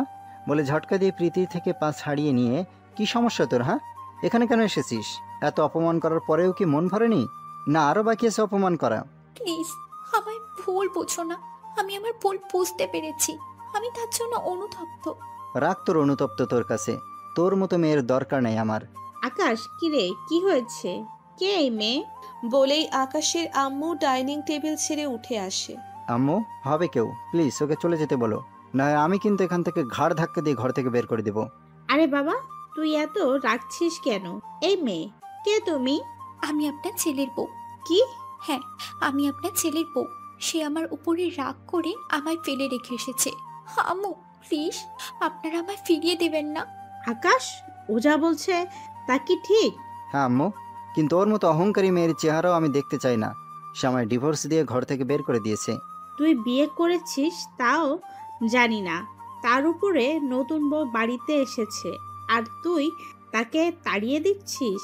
আম্মু কিসের নতুন বউ? ওর মতন মেয়ে কারোর বউ হওয়ার যোগ্যতা রাখে না। বলেই প্রীতিকে টেনে হেঁচড়ে নিয়ে গিয়ে ঘরের বাহিরে ফেলে রাখে সে, আর ভেতর থেকে দরজা আটকে দেয়। প্রীতি মাটির উপরে বসে ছোট বাচ্চার মতো নাক টেনে টেনে কান্না করছে আর বলছে, আকাশ, আমার ভুল হয়ে গেছে, প্লিজ আমায় মাফ করে দাও। আমি আর কোনো দিন এমন আচরণ করব না তোমার সাথে। কে শোনে কার কথা? দরজা আটকে দিয়েছে আকাশ। যা, এবার কেঁদে কেটে মর। এজন্যই বলে সময় থাকতে তার মূল্য দিতে হয়, না হয় সময়ের চাকা উল্টে ঘুরে গেলে তখন কেঁদে কেটেও লাভ হয় না। মানুষটা কি করলে তাকে আবার আপন করে নেবে আমাকে? নিজের ভুলের জন্যই যে